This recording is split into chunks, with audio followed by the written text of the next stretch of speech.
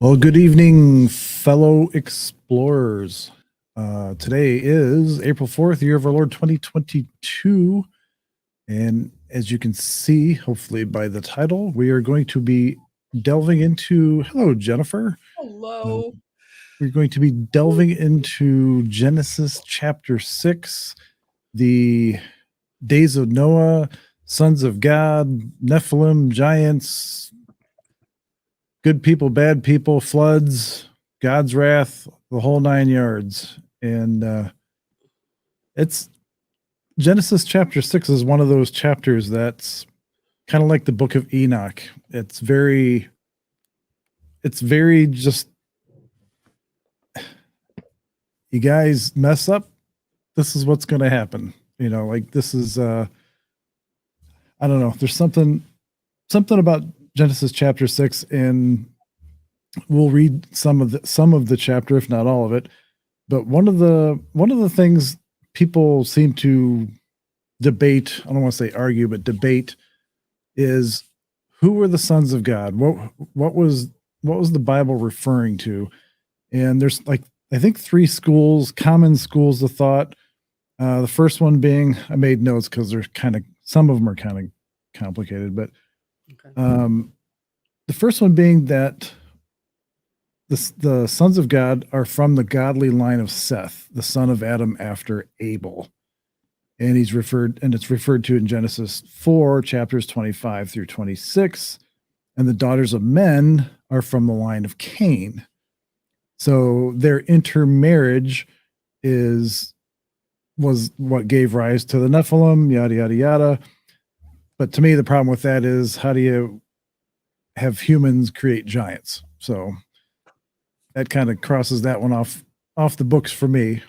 The second school of thought, which is the one I kind of subscribe to, I shouldn't say kind of, I do. I mean, that the fallen ones, or the sons of God, I should say, are angelic beings, fallen angels, and they took human wives, and the Nephilim were the offspring, and that's so you have the union of the spiritual or the immortal being with humans.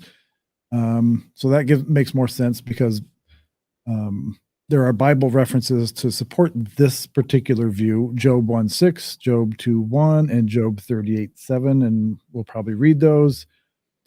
And it's basically an attempt of Satan or the devil to corrupt the entire human race, making everyone unfit, and basically the goal being unfit to bear the Messiah. So if you corrupt the entire human race, you can cut off the Messiah at the pass, kind of. And that was Satan's thinking anyway. And that was promised in Genesis 3:15, the Messiah. And then all of this, which is what caused God to send the flood, except for 8 people, which was Noah's family. So anyway, and the third school of thought is that the sons of God are just people, men and women. And, that's, from a lot of the debates I hear, people seem to fall in the first two camps. Mhm. And in this second camp, let's see here.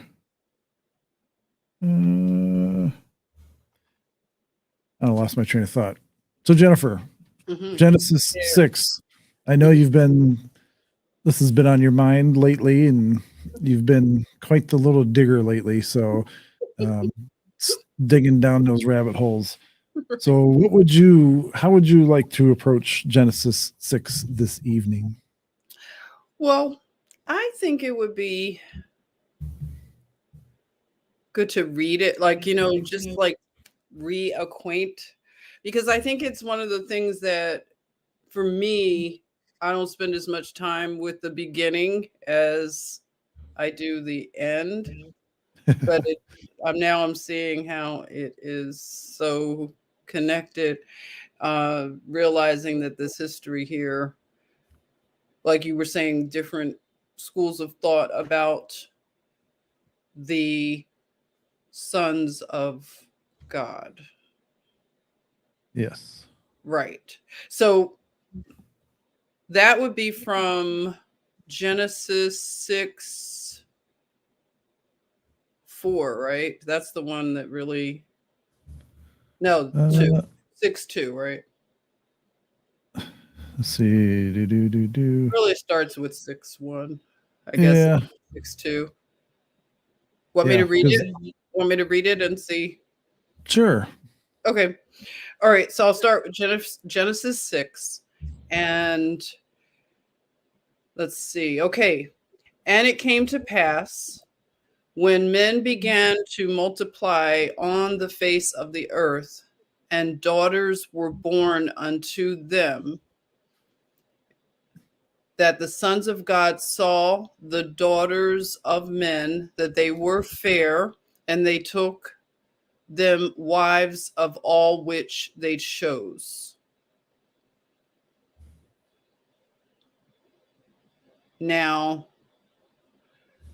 6:3 says, and the Lord said, my spirit shall not always strive with man, for that he also is flesh, yet his days shall be 120 years. There were giants in the earth in those days, and also after that, when the sons of God came in unto the daughters of men, and they bare children to them. The same became mighty men, which were of old, men of renown. So, Hmm. now you My were of notes. the you're in the camp of the sons of God being angels, fallen angels, right? From 6:2. Or angelic beings, yeah. Angelic beings. I think that too when I saw the sons of God. I think of angels. And the only reason is, let's see, Job 1:6. 1.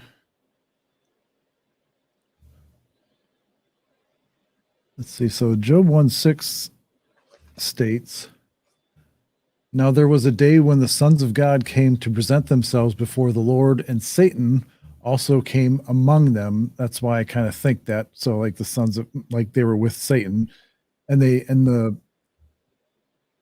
sons of God is used 3 times, and that's why I think it falls into that angelic being category.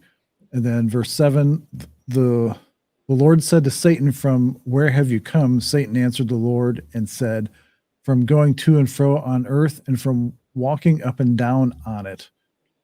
That's weird. I don't remember ever reading that before. I'm also reading the English Standard Version just for anybody that might be following along. But All right. and then let's see, Job 2:1.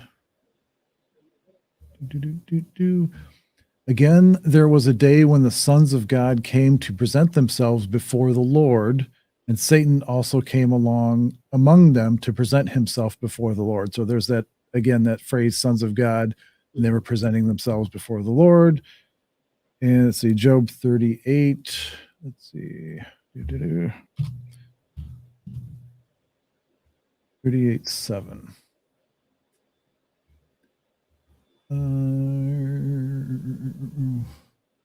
When the morning stars sang together and all the sons of God shouted for joy. And we also, for whatever reason, I think like the morning star, that reference has been used with Satan and before he fell. And I think it's an interesting thing to note too, that I don't know where it's referenced, but some of the angelic beings or some of the fallen angels were bound and some were not. And like, well, an example of beings that have fallen, like Satan's not bound. He's free to roam, do whatever he pleases on earth. So I found that kind of interesting as well. Where is it?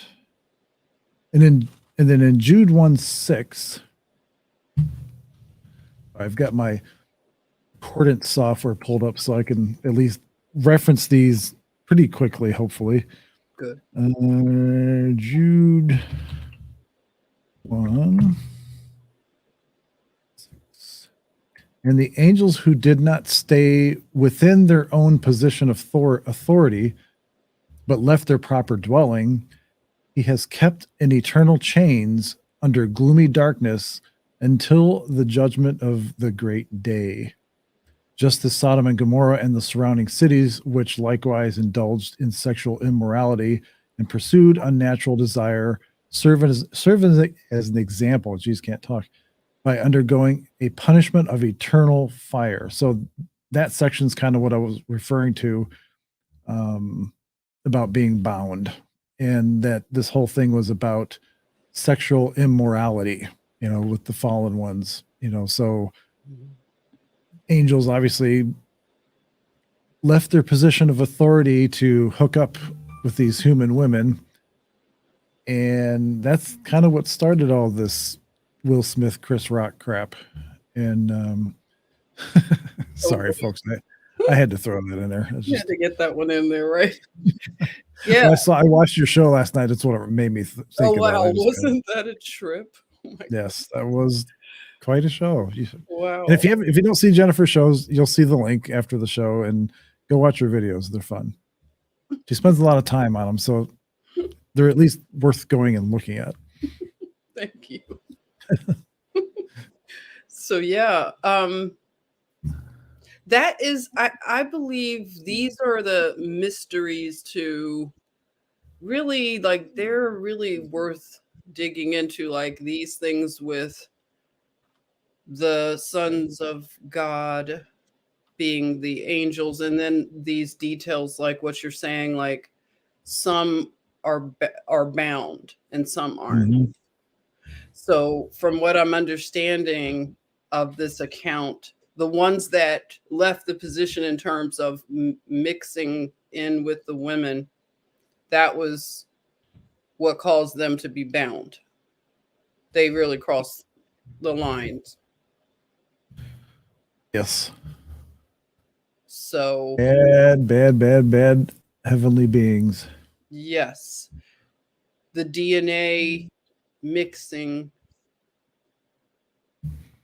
and then okay, in terms of the terms, like, they use the term Nephilim Mhm. and fallen Mhm. angels. So then in terms of the sons of God, I'm understanding it this way. Tell me what you think. That they are the watchers. They were the angels, the watchers that were supposed to, they had an assignment to keep a station, to whatever their mission is, in terms of, I think they were here to also assist mankind. Mhm. And they got an idea to do this. Like, that's where Azazel, now we're talking about Enoch, Right. Azazel led them into this particular type of rebellion to mix in with the women. So whoever he convinced to do this, those are the ones that are bound. Does that sound right? Yes, it does. So they're bound, and they created offspring. And that's what trips people up a lot. I know, how could they, because I think a lot of times people think that the giants were the ones that had relationships with the women. So you're like, how could giants physically have relationships with women? Because I know that came up before, like on a live stream, people, we were discussing that, and angels being able to transform themselves. These angels aren't giants, but they're transformed as regular size humans. Is that your understanding? They transformed? Yeah, because I think we had this conundrum last time we talked about something referring to this in Enoch, that we were trying to put a square peg in a round hole, sort of, by spiritual beings fathering physical beings. So we were trying to figure out So they must have taken human form or some form that allowed human women to mate or to breed with them, Mhm. which tells me that when they fell, they lost some of their mojo, for the lack of a Okay. better term. Mhm. The thing that I don't really comprehend or understand is, did they retain any of their power or just their genetics? Like, now that they're physical beings and they're passing their genetics on to their offspring, is there anything that carried, from the heavenly realm, even though they're in human form? Geez, think I'm trying to dive too deep into this, but anyway, the I guess to me it's like, were they still angelic beings, but fallen angelic beings, so like immortal type beings, or were they actually human at some point because of their transgressions? Um, Mm. but I don't know. When God kicked them out of heaven, basically, they hadn't intermingled with women yet, so they were technically still angelic beings or immortal beings, however you want to look at it. So they would have had to have been spiritual beings, angelic beings, before they bred with human women to create the offspring. So I guess I'm leaning towards the fact that they weren't human when they bred with women, Mhm. if But that makes sense. That was kind of no, a no, long I way understand. around. No, it makes sense. Like they weren't fully human, like they took on a form in order to have a relationship with a human woman, they're able to transform. I don't know the details, like, I know that they can take on the form, to look like a human, but I believe they retain their angelic makeup. They don't take on I don't see them as taking on humanity totally, in other words, like, Mhm. the transformed look in order to Yeah, as they used the word they used, I remember as a kid a lot, comely, oh, yeah. Right, like a right. comely form. Mhm. So And you know whatever. what else is interesting when, we consider that in the word it says a lot of us have possibly entertained angels unaware.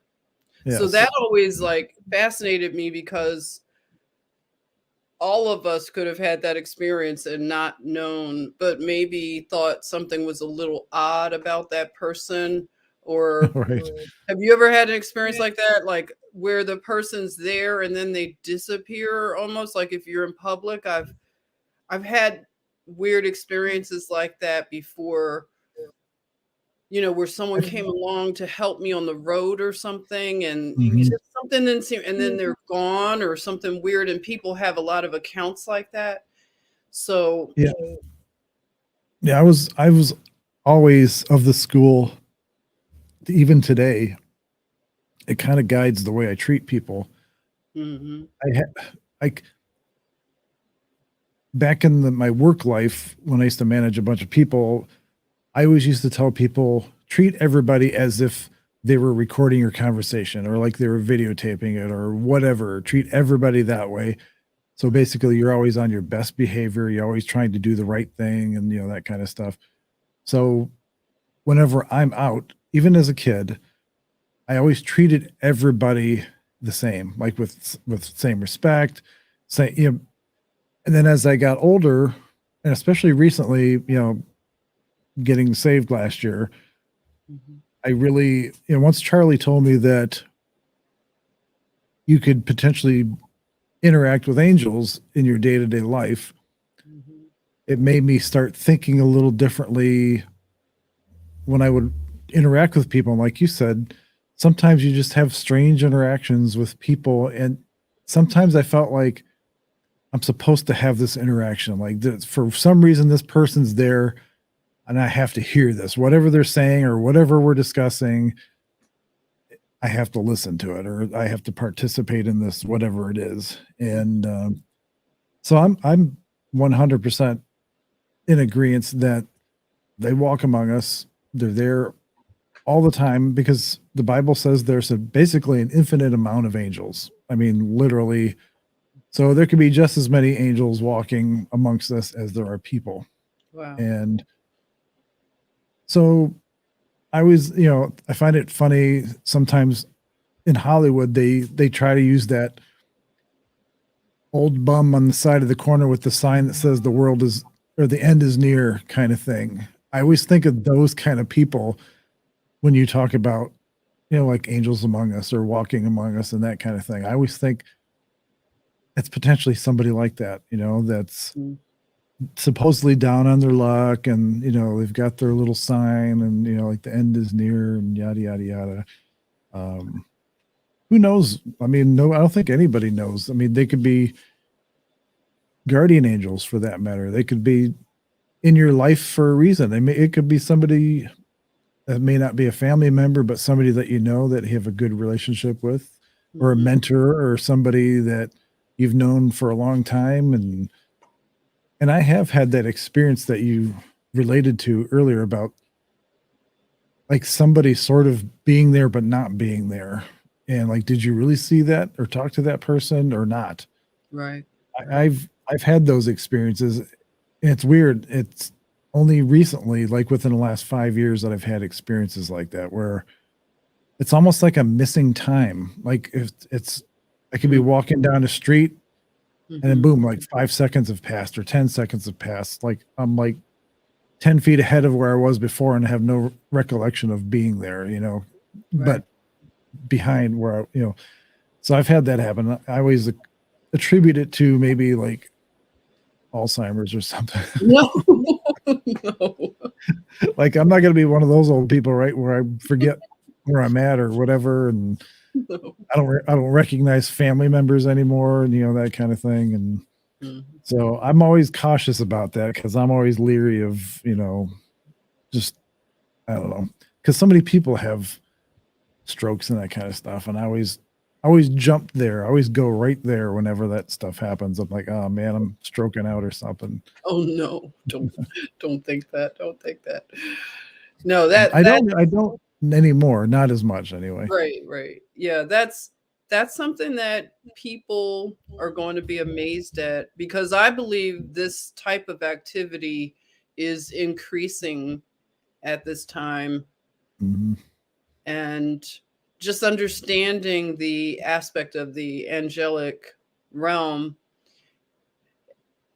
how a lot of these things are going to come back around, or as Jen Psaki, hate to bring her up at a time like this, Jeez. circling back.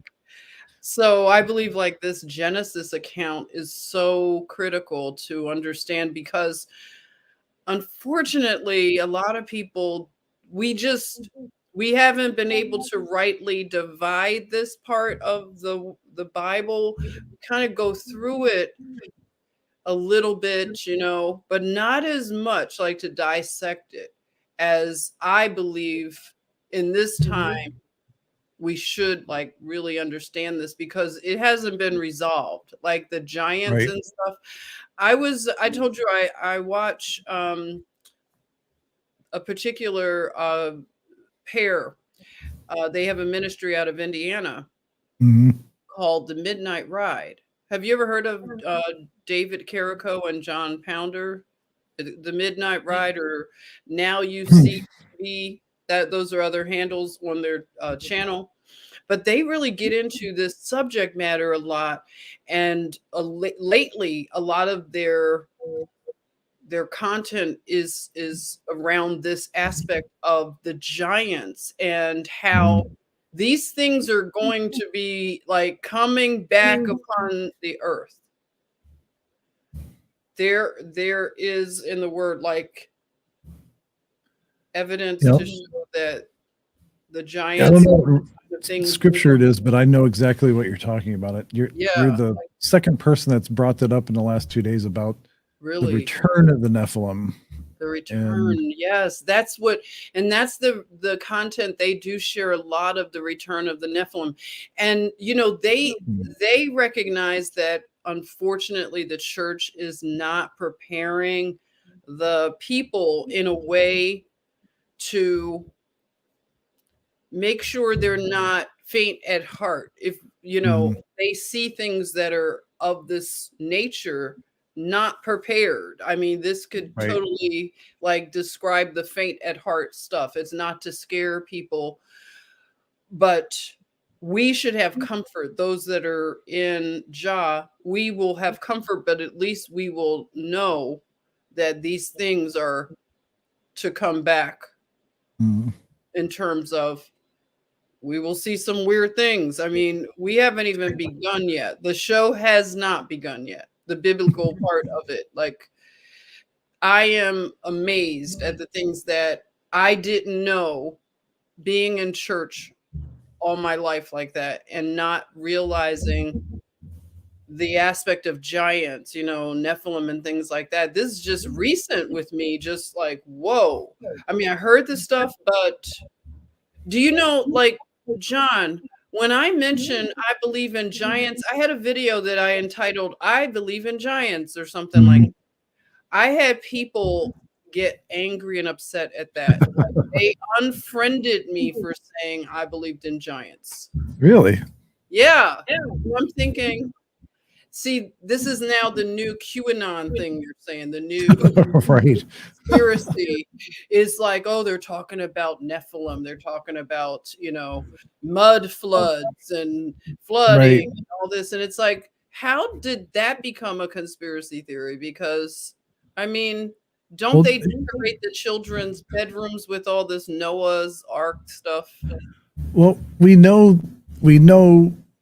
I mean, and if these are the same people believe the word of God, in the word, I mean, there's Right. at least one giant mentioned specifically, and his brother killed him.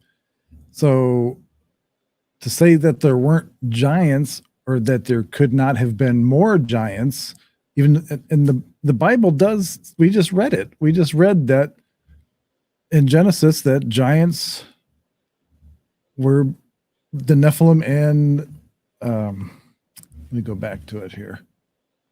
Do, do, do, do, do.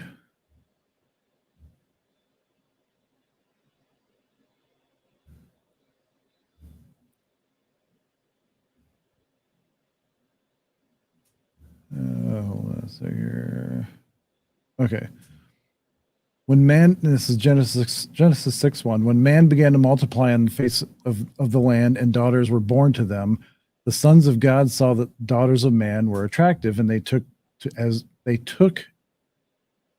oh my gosh. I feel like I'm a third grader standing up at the chalkboard trying to read something in front of the class. And they took as their wives any they chose. Then the Lord said, my spirit shall not abide in man forever, for he is flesh. His days shall be 120 years.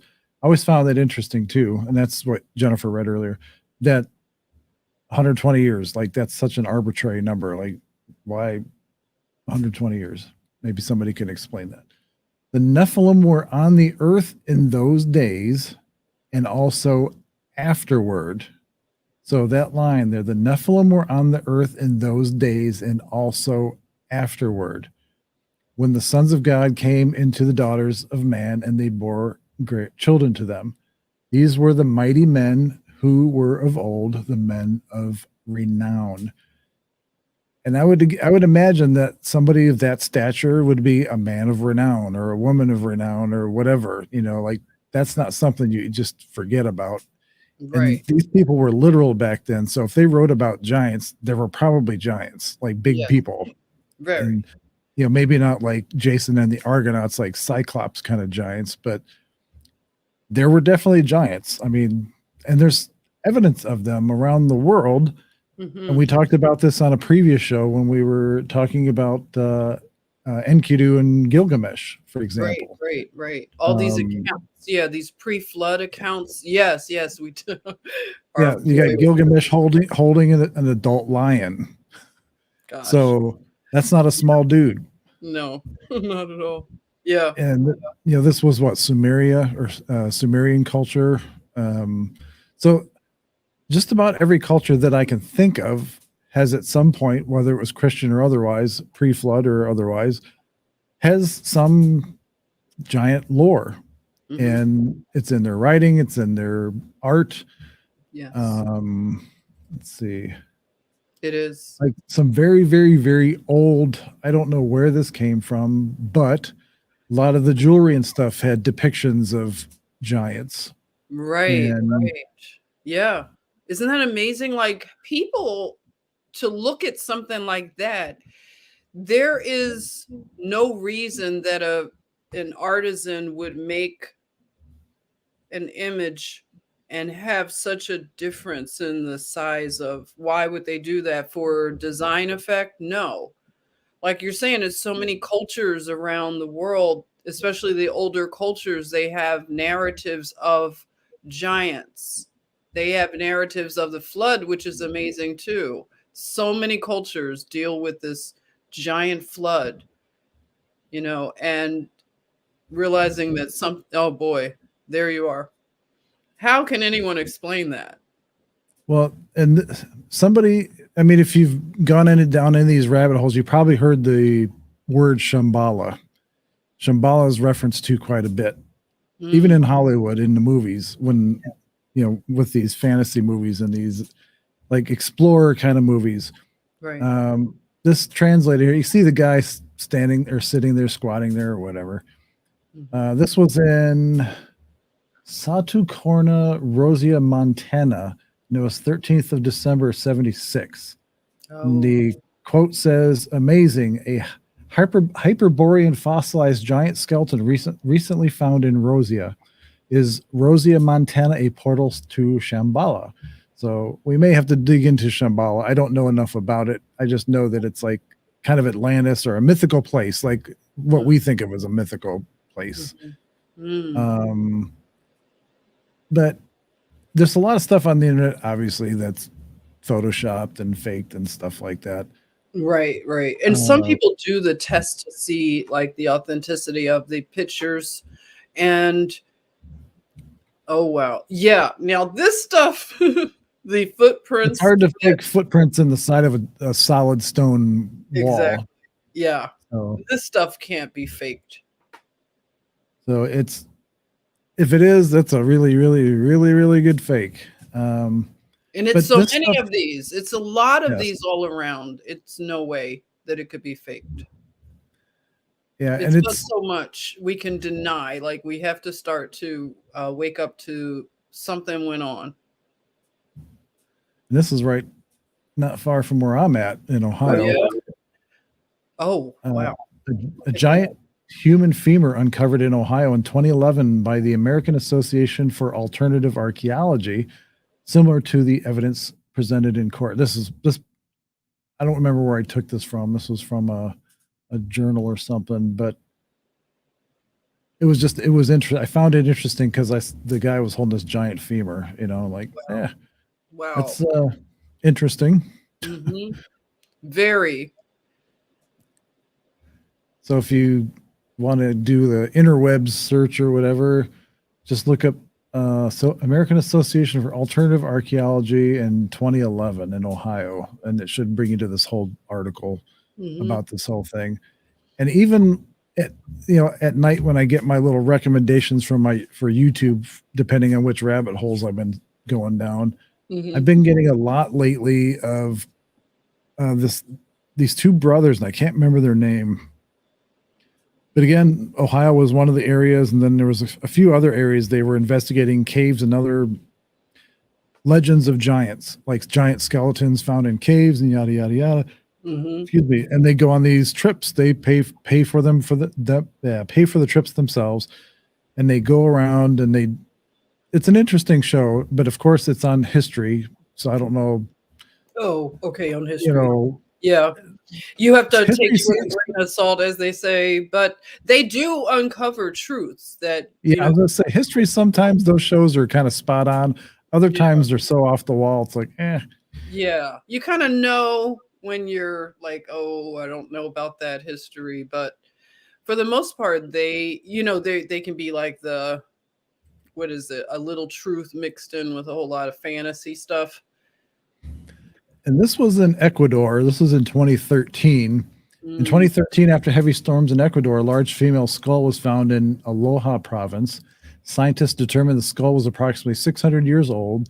The discovery of the skull inspired a search for the rest of the skeleton, the parts of which were found and assembled a few weeks later. The skeleton stood 7 feet 4 inches tall, which was astounding considering that the average height of a woman in those days was only 5'8". So further research led to the discovery of 5 more giant skeletons in the same area. All of the skeletons were between 7 and 8 feet tall and were buried in deep, elaborate graves. They were found at 2 separate sites, leading scientists to conclude they were probably from 2 different tribes. And it's wow. interesting, again, who knows when the Nephilim returned or when giants returned or when, because if you take the flood and anything after, and again, who knows if scientists are dating these things correctly too. So if something's 600 years old, obviously that's after the flood, and which would say to me that the Nephilim popped back on the scene not too long after the human race started repopulating. Mm-hmm. But again, all speculation. And then you have some of these that, like I said, that to me, I don't know whether I believe them or not, because they, being somebody that uses Photoshop day in and day out, and I used to use it, as a tool in my career. Right. Stuff like this kind of stands out as, it might not be real. Yes, Just- some of it may not be, but it's enough that can't be disputed. Some of these things, yeah, people are going to get in on the hype or something. One thing I want to say though, John, where you live in Ohio, there are a lot of findings. Bigfoot. Yeah, We have a in lot of that Bigfoot area. sightings here too. Really, it's a really supercharged area. The 2 guys I'm talking about, they And the live serpent in, mounds too. We have the serpent yeah, the mounds. Serpent Mound. They went actually to visit the Serpent Mounds, Mm. and that is amazing in itself because the native people, there are accounts in a lot of the different tribal people of the North Americas where they would, you know, coexist rather with giants, and they had Mhm. accounts where some tribes were bringing offerings to certain caves where a giant might have lived, and they would look at the giant as a god, so they were giving, worship and offerings Right. to these giants, and just lots of incidents like that. And I do believe that different tribes of giants had occurred. So some are different sizes based on the tribes. Mhm. So, Well, think there's, about this too. Sorry, I don't mean to cut you off. oh, no, That was- I'm good. yeah, we believe that the Bible's the Word of God. I also believe that there's more books of the Bible outside of that that were kind of hidden from us, whether it was from the Vatican or whoever, because that can't, besides the books that we know about that aren't canon, besides those, I guarantee, I mean, God didn't stop talking to people after that. Like here's the Bible. Okay, this is the Word of God. Mhm. Never said a thing after this again. I don't believe that. I believe that people have accounts that people didn't want included, or never wrote about, or never, never documented, or whatever the case is. Mhm. And who knows? I mean, look at ancient Egypt. I'm just going to spitball here for a second. Look at ancient Egypt. And a lot of the gods of ancient Egypt were giants. They were large. When you'd see hieroglyphs of certain deities, they were always taller than the people standing next to them. Always taller. Right. And if there was a group of giants, a race of giants, a Nephilim, whatever. That would explain how the pyramids were built a little easier than regular people building the pyramids. But, I mean, there's a lot of things that could be more easily explained if you allowed giants into the picture.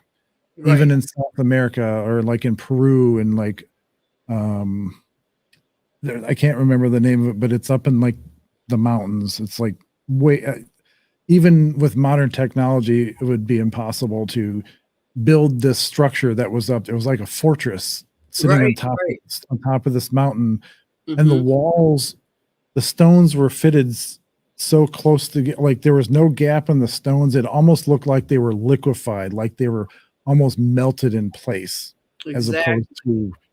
to, so could giants have possibly had a hand in something like that, as opposed to like the ancient astronaut theory and that kind of thing? More of a, um, I don't know. I mean, it's interesting because I think we had this on the other show too. I just might as well bring it up again. Oh, yeah. There's That's a good the chart of all the remains that have been found, and Mhm. they quote Genesis up here. There were giants in the earth in those days. Mhm. Um, Nephilim, they didn't say giants, but we know what they mean. These skeletal figures represent just a few giant human remains unearthed and documented in historical records, along with historical accounts of Goliath, who had three brothers as big as he, which people seem to forget as well. Uh, the king of Bashan, whose bed was 13 and a half feet long, and Maximus Thrax, a Caesar of Rome. Mhm. So far left, you have an average 6 foot present day human. And let's see, 15 feet was in southeast Turkey in the late 1950s. 8 foot 6 was Maximus Thrax, the Caesar of Rome, and that was 235 to 238 AD. Goliath, 10 foot 6, and that was 1 Samuel 17:4, so 1010 BC. 12 foot was the king of Bashan, and that was in Deuteronomy 3:11. Mhm. 19 foot 6, 1577 AD, under the overturned oak tree in the canton of Lucerne. 23 feet, 1456 AD, France, beside a river in Valence. 25 foot 6 in 1613 AD, France. France seems to have a lot of giants. Oh. Near the castle of Chaumont, or Chaumont, however you pronounce it, nearly a complete skeleton. And 36 feet, the Whopper, 650 BC to 640 AD. Carthaginians, is that how you say that? Carthaginians uncovered two this size. An earthquake in Samorian Bosphorus uncovered one more. So it's interesting. It's fascinating, and it's in the Bible. It's Mhm. referenced. It's not like the stuff is made up. Right. There's, Exactly. um, I've got a video that I didn't play last time because I forgot I had it. I think, let me see if this is it here. Yes, this is it. I've had this video for a while and I've seen it for a long time. I can't validate its authenticity, but I've seen it enough in enough places to think that it's real. So take it for what you will, but this was one of the most creepiest videos when I was a little younger. It creeps me out. That's all I gotta say. Enjoy. Oh.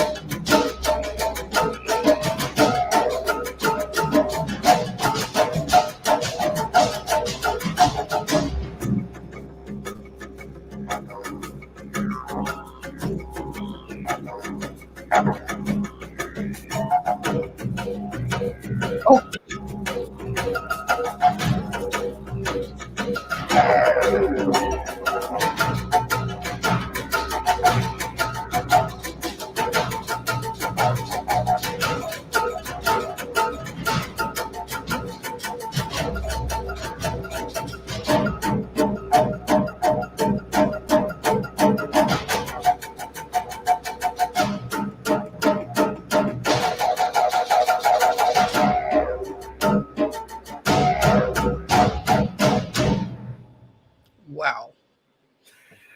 Oh my. That Anyway, you get the idea. And that wow. was in Japan.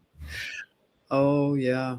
There are a lot of pictures like modern day photography of giants in the Asian countries. I've seen pictures but never a video. That was wild, wasn't it? Yeah, Whoa. that's crazy. I think the Um, craziest part of that was how normal everybody was acting, that he was right. around. I saw did you see the one woman looking back? She was kinda like she was a little bit nervous with him behind her, but it looked so they were very comfortable with him around. Yeah, I don't know the story behind it or anything. I just found that, and again, it went into one of my folders and has Wow. been fermenting there. Mhm. And so I don't, again, I don't know if that's real or not. I just, it looks, to me, it looks real. I mean, Right. I mean, yeah, the we only, know that they do a lot with special effects like in Japan, like, the Godzilla movies, but that didn't look I don't know. I'm leaning towards that could be a giant. Like why would I fight against that being real? There's a lot of photography that captures giants well, too. I'm going to show you the reason why I think it's real. Because when you go to this part here, he walks behind this figure, this woman here. Mhm. Like if you were making a fake video, that would be hard to have Oh, right, that right, that person appear behind a flat two-dimensional. Like if you started with a flat two-dimensional video, it would be right, hard to. I'm not saying it can't be done. You could do a lot of masking and stuff like that, like right. to make that happen. But this is like it would have to have been made by somebody that is super, super, super, super unbelievably good at what they do. And I would have to put this under like a scope too to see like the image itself to see if there is a change in the lightness and darkness around this figure.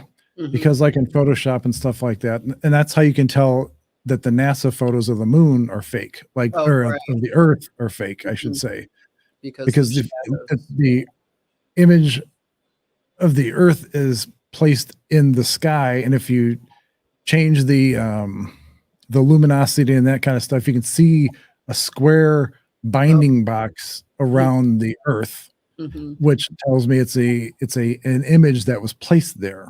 Right. So I would have to look at it that way, and but from just watching it without going through any of that stuff, Mhm. it looks pretty legit to me. It does for me also, medically, like, looking at the way his neck and And the short arms and everything, and like yeah, the see, that makes me lean towards that being real because the anomalies that would happen from giantism and things of that nature, right. that just that looks legit right there. Creepy, And absolutely, yeah, buckaroo, creepy, uh, and wow. the existence of other giant skeletons in addition to human skeletons. I'm going to play this video too, and not many. I don't know how many people have actually seen this video, but in Thailand, there's a cave where a giant snake skeleton and a giant human skeleton were intertwined and they were found together. So I'm going to play this real quick too. Premiering here. I don't know what show it actually premiered on or was on before, but I don't know that I used this on a previous show or not. Oops, hold on. I guess it helps if I share it. There we go.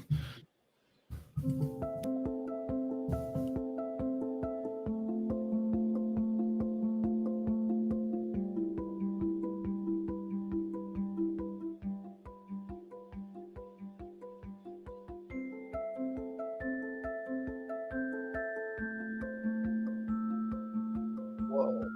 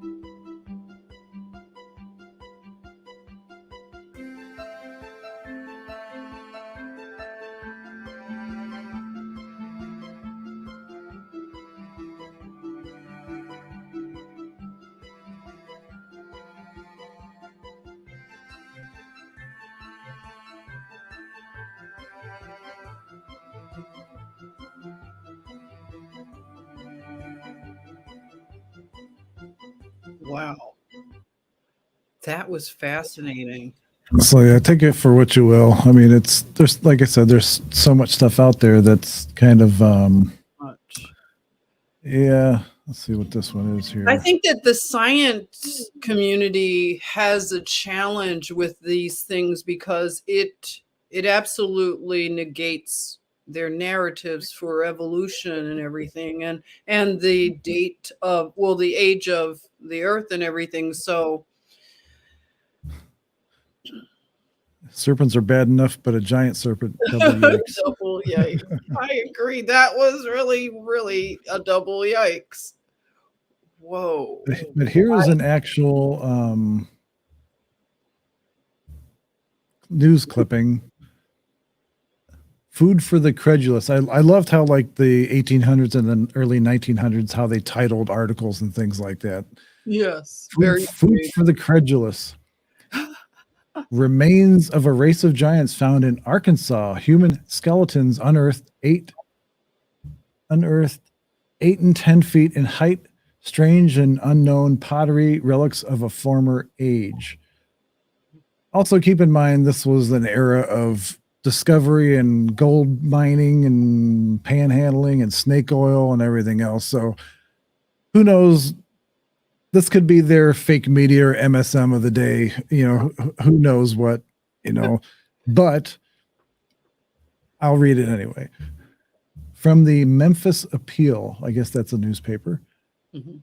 The statements which we make below and the facts detailed are so strange and almost incredible, and so like the many something backs and cattards, I don't know what that word is, that have from time to time appeared in the press of Europe and America, that we it's hard to read that word. Yeah, it's hard with the let's see. Premise that we premise them with the declaration that they are strictly true and that we have not exaggerated. That's always a bad sign when you have to explain that you're not exaggerating. I'm telling the truth this time. Well, we have seen one iota. Oh, they used that word a lot back then too. Iota. Iota. With this much as a preface, we will proceed to our story. That's how the black and white films were too. Like that's how they scripted like the Mhm. subtitles and stuff like that. Right, right. Chicksasaba, or however you pronounce that. 2 miles west of blah blah blah Point in Arkansas County, Arkansas, on the east bank of the lovely stream called Pennscott Bayou, a tributary of the St. Francis River, stands an Indian mound some 25 feet high and about an acre in area at the top. This mound is called Chicksaba, and from it, the high and beautiful country surrounding it. And I'm guessing too, the typewriters back then, if you used them for a while, then the letters would just start, not Yeah, being able to push the ink as hard and that kind of stuff. And true. let's see. In the high area and beautiful country surrounding it, some 12 square miles in area, deserves its name, Chickasaba. The mound derives its name from Chickasaba, chief of the Shawnee tribe, who lived, died, and was buried there. This chief was one of the last of the race of hunters who lived in that beautiful region and who once peopled it quite thickly for Indians. For Indians, we mean. From 1820 to 1831, he and his hunters assembled annually at whatever that point is, then as now the principal shipping place of the surrounding country, and bartered their furs, peltries, buffalo robes, and honey to the white settlers and to the, I have no idea what that is. Looks like it says trading goats, but I don't think there's trading goats. On the river, trading boats. Oh, okay. Receiving in return powder, shot, lead, blankets, money, and C period, whatever C period is or O period is. Aunt Kitty Williams, who now resides there, relates that Chickasaba would frequently bring in for sale at one time as much as 20 gallons of pure honey. That's a lot of honey in Wow. deerskin bags slung on his back. He was always a firm friend of the whites, a man of gigantic stature and Mm. Herculean strength. Wow. And in his 19th year, he took a young wife and by her had 2 children. In 1831, she died, and the old chief did not long survive her. Let's see, dying in the same year, aged 93 or 4 years. Mr. W. something Gerald, who moved to that country in 1822, I think, says that up to the time of his death, Chickasaba supplied him with game. He was buried at the foot of the mound on which he had lived. Wow. By his tribe, most of whom departed for the nation immediately after performing his funeral rites. A few, however, lingered there up of a late date.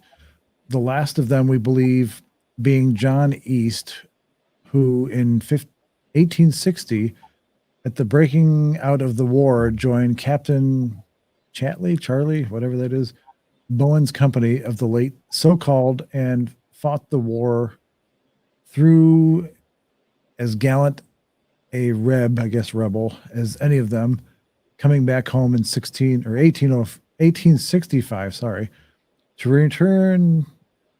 Let's see here. I'm going to skip ahead here. The story's getting a little That's an long. interesting account though, like to It is. It's really long too, and I don't want to get into. but that's fascinating.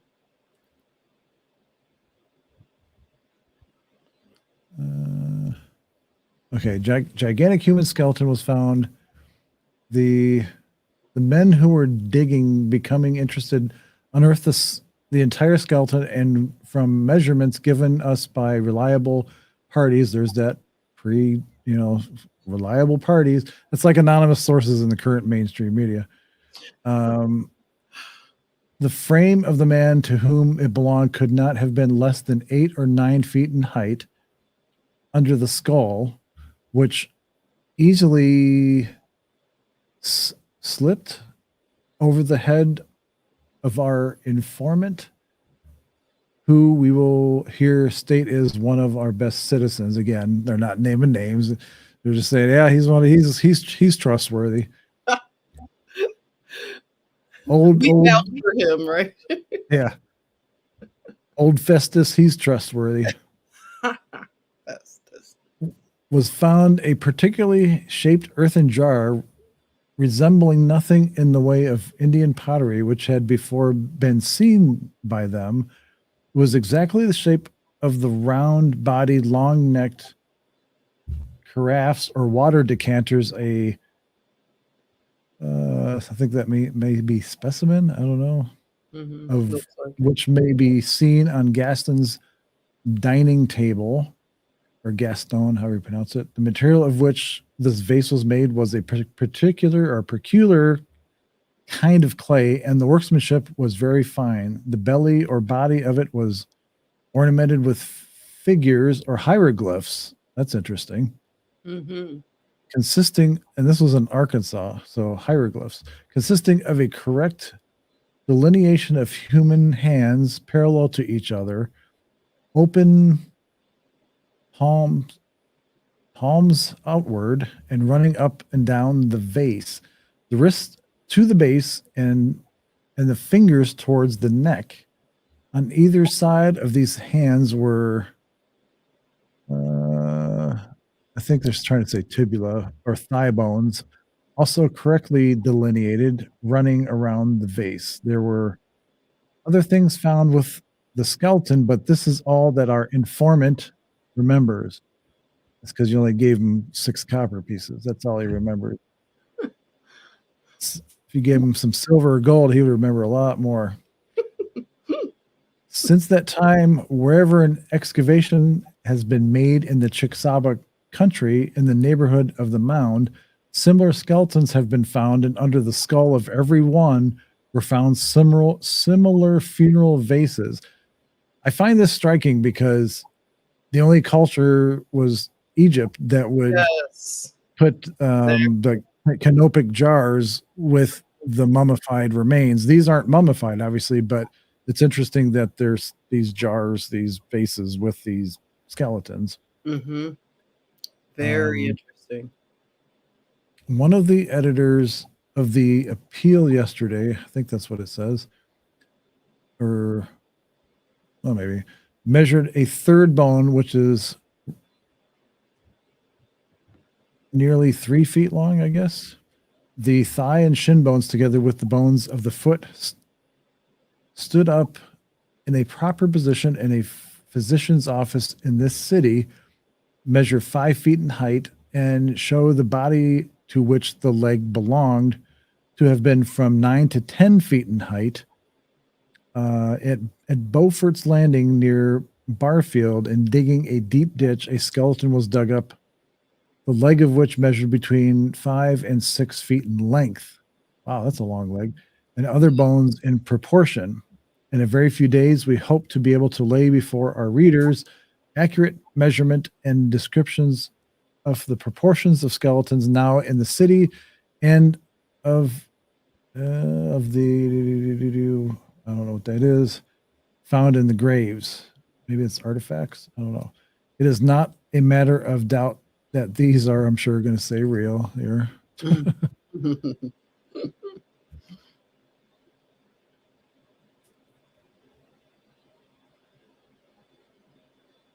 Anyway, and it goes on like that, and it talks about a long extinct race which flourished, lived, and died many centuries ago, and that in those days of told of in Scripture, and there were giants in those days, or Nephilim.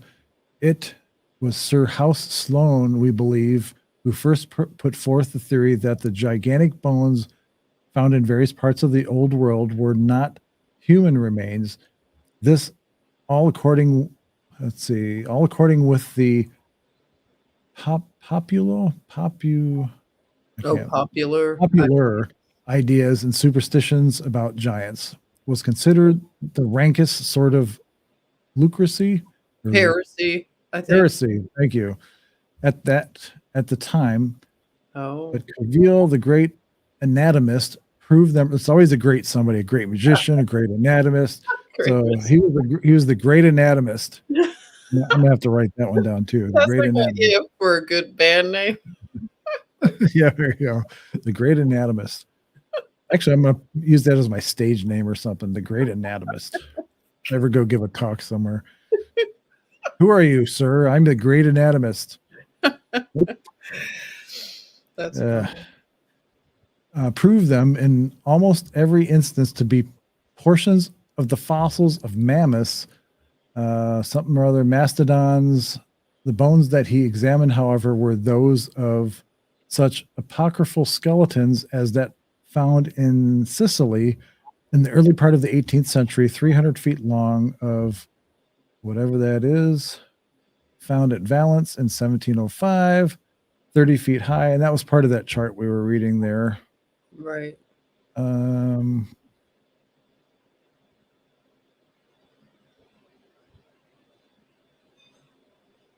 This is interesting. With these individual instances before us and knowing the enormous size of almost the entire population of portions of Kentucky, we do not need to be disciples of Heron, the French Academy, whatever, academists, whatever it is. I think they're trying to say academic, but they make the word fancies, academician or whatever. Right. Who believed Adam was 125 feet high. I don't know about that. Noah, 27 feet, Moses, 20 feet, and so on down to the era of Christ when the decrease stopped, to be convinced that the race of Aboriginal men who built the large mounds in various parts of the country were of gigantic frame and enormous stature. Now that part I kind of believe. I mean, that part ties in with what I was saying about the pyramids and other giant monolithic structures and things like that. Right. It makes a lot of sense. I think that, like these accounts are really good. I've never read an account like that from a newspaper source. I've never seen. That's fascinating. It's hard to decipher that stuff because you don't know what their mindset was back then. You kind of do, but you don't, it's were they being literal? Were they really being truthful? Or, since they didn't have the interwebs and Britannica and everything else, were they just bored and making stuff up? I mean, to create excitement and intrigue in their lives, Right. Well, I think that certain places like where you are, Ohio, there's so many discoveries like that with the mounds and what's buried in the mounds. And there's just, I think, a lot of experiences with too much natural proof that they found giants. Yeah, there's a lot of magnetic anomalies and other stuff that are involved with the Serpent Mound in Ohio too that they can't explain. Right. And the way the mound is built, you can only tell what it is from the sky. You can't tell what it is from the ground. Right. Yeah, that's fascinating. Like they had a drone, the guys from yes, there you are. See, like it's a serpent eating an egg or eating something. Like here's the serpent's head and it's eating something, and here's its coiled tail. But you can't see that standing on the ground. Exactly. So this was made and designed for something that was able to see it from the air and meant something to somebody or something that could see it from the air. Same with like the Nazca lines in South America. Where they literally cut the top off a mountain. They can't explain why this mountain is completely flat and it looks like runways on the top, and it's got all the all the lines that make it look like runways, and you have all the figures that can only be seen from the air.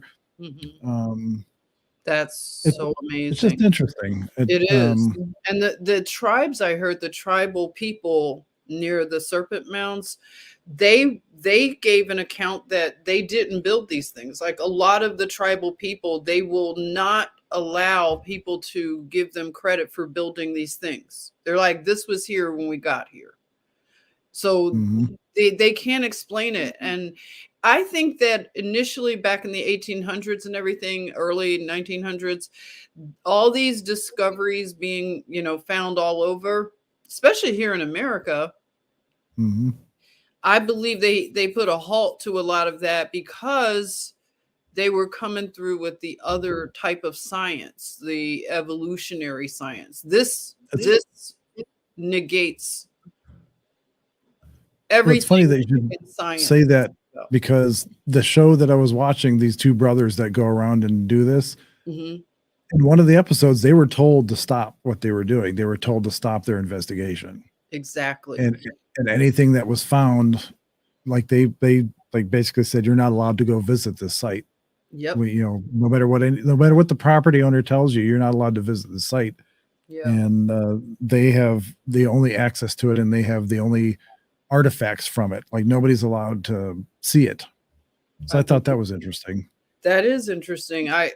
Because I believe a lot of this stuff happened prior to, like, it wasn't as long ago, a lot of this stuff, as they would have us to believe, because of the timelines that they work with, and the 1800s being so key. Like, it's something about the 1800s, but definitely this stuff is suppressed because, well, think about when as we finally call them the cabal, think about when they really wholeheartedly started trying to bend society to their will. And it was around the first industrial revolution. So it was around late 1800s, turn of the century.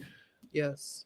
Which was right around the time a lot of the stuff started disappearing. Like a lot of these accounts started, just stopped.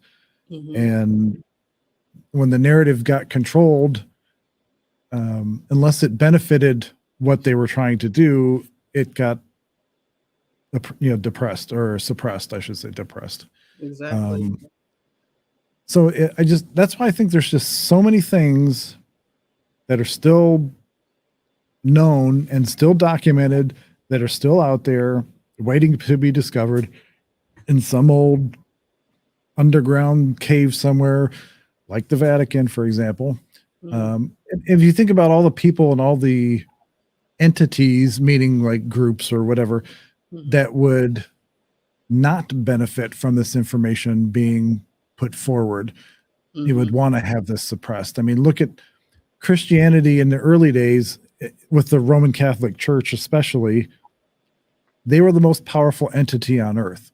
Like, you didn't cross the Catholic Church. You didn't, I mean, every rule, every law in the land, whether it was in Europe or anywhere they had dominion, it was, as far as the Catholic Church was, they were at the top. Like, there was nothing below them. So no king, no other leader, no, so they would stand to lose the most if anything came out that would either change their story of how Christianity started, and the books of the Bible and that kind of stuff. So anything that would have came out that would directly contest that or supplement it, that would change their story, would be suppressed. And I think that includes the Nephilim, like giants, or any other information about fallen angels, or anything that still survived, and obviously not people, but still survived the Great Flood. Whether they were, artifacts of some kind, or, that would prove or disprove something. I don't remember. I remember when I was a kid that they were they had this big thing about looking for Noah's Ark. And there was like a big program on it. And I don't remember. I remember where they Who were did the going to Mount search? Ararat in Turkey. Yes. Yeah, yeah. Yeah, and I they would were watch they were those things. they were trying to prove it once and for all, and I can't remember what the end result was of that. I do remember somebody claiming to have found like some wood from the boat, like from the ark, and I'll have to look at that. I don't know right off the top of my head, but it just seems like everything's just right under the surface. Like it's there, but you can't see it. Like they hit it just well enough that your BSO meter is telling you that it's there Right. and that it should be there. Mhm. Like there's like gaps in knowledge and gaps in whatever you want to call it that don't make sense. There's even gaps in the Bible.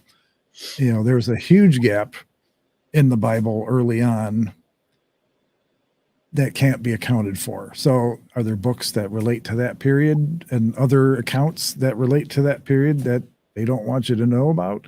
I mean, did it involve in more detail the fallen ones, the Nephilim, or angels in general, and demons, and that kind of thing? And Mhm. so it's I I really believe do feel like some days we're living in the Matrix. Like they're like if definitely. you were just to be able to unplug, Mhm. boom, there it is. There's reality. Now go back to sleep. Boom. Plug you back in. I just oh super. Gotta run for now. We'll definitely catch the rest of the show. God bless you and your families. Bye, super. At Exploring the Matrix. And Jennifer Eason, thanks for all you do. You're loved and appreciated. Well, thank you, super. Oh, thank you, super. Yeah. But Um, you know what, John? I think with, like you're saying, things are right under the surface. The natural world and the discoveries that correspond to the biblical narrative. mm, That's why they fight so hard against the disclosure of this kind of stuff, because it would only make a person believe the biblical account even more. So that's why mm, this stuff is suppressed so hard. In the natural world, they'd rather us focus on space because they've messed right. up cosmology so much. You know, you have the flat earthers, you have the sphere earthers, the globe people, and being that the scientists, I believe, like from what I've seen with the Catholic, the Roman Catholic Church, the Jesuits' infiltration of that entity, they became the scientists and thus the priests, because the Mhm, scientists are now the priests, right. and the scientists are basically demanding that we follow their narrative and their cosmology. They'd rather Right. tell us that aliens came down from some, like the Pleiades or whatever, and they assisted mankind or built the pyramids and things like that, where it would only make more sense that I could see it as the Nephilim, Mhm, building these things. I even heard an account, and I never thought about this. I was talking about King Solomon and how he, just his transgressions with marrying all these different tribes mhm, and women from all these weird, you know, people groups. But I heard that he hired Nephilim to build his temple. So he's over there like freaking like hiring these guys. And that's something I never thought about. Like that makes so much sense. But the thing about, like, when you look at a lot of the construction of these things, they don't mhm, have a good account for the architecture. It's always right. like the 1800s, like everything I've looked at within the last few months. When I look at the date of when it was supposedly built, they use words like discovered the building. They Mhm, won't actually say it was built. Oh, right. if somebody lived in the building, they'll say they assumed the building. They discovered it, or they began to live in it, but they don't talk about the construction. So that's Mhm, really like fishy. and it you know, like you're saying, like a gap in time. There's something going on with that whole 1800s and the Industrial Revolution, but there's no way we could have built these things with the technology. It's just no way. Like you brought up Peru. I think you're talking Mhm. about Cusco. Are you talking about Cusco, Peru, where you have Uh, these big monolithic like stone that are they're interlocked, and yeah. the way someone described that those stones, they said that it was probably soft when they put those stones together. That's what I'm saying. It looked like it was molded, like the Yeah, solid rock was hot enough to mold into exactly. those shapes. There's no space between those stones. There's no way, and they fit perfectly like puzzle pieces. So, I mean, these mysteries are exciting, and I believe a lot of it, like you said, the books that aren't around, like Machu Picchu. oh, Machu Picchu, yes, on top of yes, Machu Picchu. There you are. There, I mean, look at they're megalithic stones that are high up in the mountains. I mean, and you even with modern technology, you couldn't just drive a bulldozer or a crane up to the top of the mountain exactly. where these are. Like, and it's like along the edge and the side of this mountain. I mean, like Right. it's How dangerous unbelievable. would that be? Like they only had animals. Like I know that goats and things can, but they pretty much don't have a lot of big beast of burden in that area, right? What do they have? A lot of llamas and Yeah, like alpacas. llamas and stuff like that. I So mean, they took the alpacas, and that's how they delivered these stones with alpacas. Like none of it makes sense.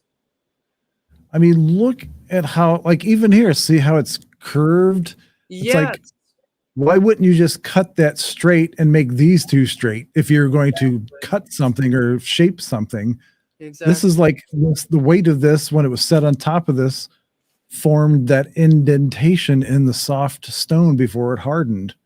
You know, like there's I think literally like no gap between these rocks. no, that you can't put. They said you can't put anything, even the thinnest thing, cannot go between those rocks. But that was the most like logical explanation. What you said is that those rocks were soft when they were positioned like that. They were like Play-Doh, I guess, you know? Yeah, I mean, it's just that's incredible to me. It I mean, is. even if what we're saying is total BS, just the location itself is almost inaccessible for stuff that size to be manipulated and drug up the mountainside.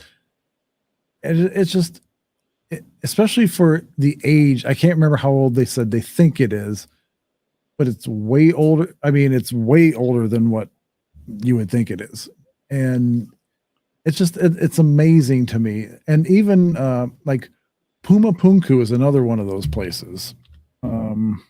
Is that I don't know if also I'm in Peru? well, I don't know if I'm spelling it right, Oh, but wow.